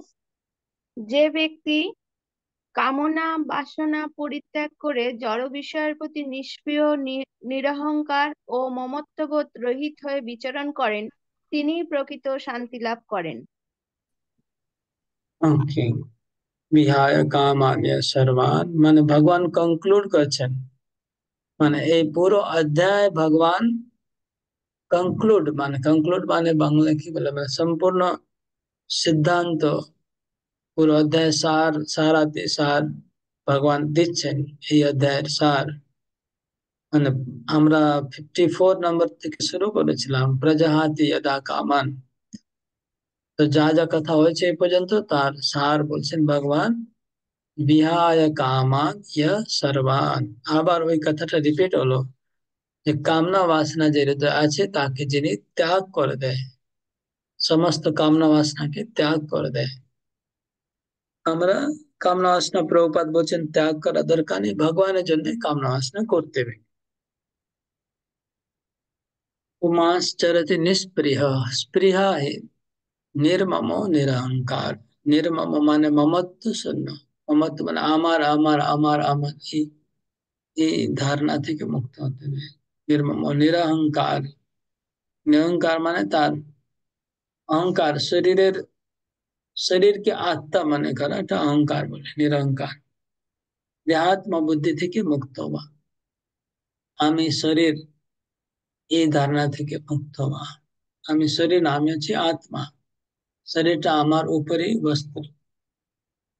আর যেহেতু আমি আত্মা, তো এই জিনিসগুলো আমার নয় কিছু, তাই জন্য কোনো স্প্রিয়া না করা আর শরীর সুখের বাসনাগুলো ত্যাগ করা, তিনি শান্তি লাভ করতে পারবে। ভগবান বলছেন স শান্তি অধিগচ্ছতি, শান্তি একমাত্র তিনি লাভ করবে যার মানে কোনো বাসনা নেই। বাসনা থাকলে অশান্ত। মুক্তি মুক্তি সিদ্ধিকামী সকলে অশান্ত, কৃষ্ণ ভক্ত নিষ্কাম অতএব শান্ত। যতক্ষণ মনের মধ্যে বাসনা থাকবে, ভক্তি বাসনা, মুক্তি বাসনা, সিদ্ধি বাসনা, যে কোনো বাসনা, তিনটা বাসনা বলছেন, ভক্তি মুক্তি সিদ্ধি কামী সকলে অশান্ত। মুক্তি মানে ভোগ করার বাসনা, মুক্তি মানে মোক্ষের বাসনা, সিদ্ধি মানে সিদ্ধি পাওয়ার বাসনা। বাসনা থাকলে মন অশান্ত। কৃষ্ণ ভক্ত নিষ্কাম অতএব শান্ত। लास्ट श्लोक। एषा ब्राह्मी स्थिति पार्थ, नैनां प्राप्य विमुह्यति, स्थित्वा श्यामन्तकालेऽपि ब्रह्म निर्वाणं गच्छति। ये এখনো পড়েনি। হরে কৃষ্ণ প্রভু, পড়ছি। পড়ুন পড়ুন। এই প্রকার স্থিতিকে ব্রহ্মস্থিতি বলে। হে পার্থ, যিনি এই স্থিতি লাভ করেন তিনি মোহপ্রাপ্ত হন না। জীবনের অন্তিম সময়ে এই স্থিতি লাভ করে তিনি এই জড়জগতে বন্ধন থেকে মুক্ত হয়ে ভগবত ধামে প্রবেশ করেন। হরে কৃষ্ণ প্রণাম। এটা ব্রহ্ম স্থিতি, ব্রাহ্মী স্থিতি। ব্রাহ্মী স্থিতি কি, যেটা আগে বলা হলো শ্লোক নাম্বার 54 থেকে শুরু করে 54 থেকে 71 পর্যন্ত যা কথাগুলো বলা হয়েছে, সেটা হচ্ছে ব্রাহ্মী স্থিতি। মানে কোনো কামনা বাসনা নেই, মমতা শূন্য, দেহাত্ম বুদ্ধি শূন্য, কৃষ্ণ জন্য কামনা করছে, এটা হচ্ছে ব্রাহ্মী স্থিতি। আর যিনি এই ব্রাহ্মী স্থিতিতে থাকতে পারে মৃত্যুকাল পর্যন্ত, তাহলে কি হবে, মৃত্যু পরে তাকে এই জগতে জন্ম হবে না, ভগবত ধামে প্রবেশ করতে পারবে। এবার একটা প্রশ্ন ছিল, নির্বাণ শব্দের অর্থ কি? নির্বাণ মানে বুদ্ধিস্ট লোকেরা বলছে নির্বাণ মানে শরীরটা মৃত্যু হলে নির্বাণ, শরীর মরে গেল, মাটি মাটিতে মিলে গেছে, জল জলে মিশে যাবে, পঞ্চভূত শরীরে পঞ্চভূতে মিলে যাবে, এটাকে নির্বাণ বলছে বুদ্ধিস্ট লোকেরা। জড় জাগতিক জীবনের সমাপ্তি নির্বাণ। কিন্তু আমরা বলি জড় জীবন শেষ হলে শেষ নয়, শরীরটা তো নষ্ট হয়ে গেল, কিন্তু আত্মা তো আছে না, আত্মা তো মরেনি। তাই জন্য আমাদের সিদ্ধান্ত হলো যে নির্বাণ মানে প্রভুপাদ বলছেন জড় জীবনের সমাপ্তি, আর আধ্যাত্মিক জীবনের বিগিনিং, স্টার্টিং, সেটা হচ্ছে নির্বাণ। মানে জড় জাগতিক জীবনের সমাপ্তি আর আধ্যাত্মিক জীবনের শুরু, তাকে প্রভুপাদ বলছেন নির্বাণ, ব্রহ্ম নির্বাণ। আছে हरे कृष्ण कृष्ण कृष्ण हरे हरे, हरे राम राम राम हरे हरे। হ্যাঁ, কোনো প্রশ্নটা আছে কারো? এই যে আলোচনা হলো এর মধ্যে কোনো কিছু বুঝতে পারেননি বা এরকম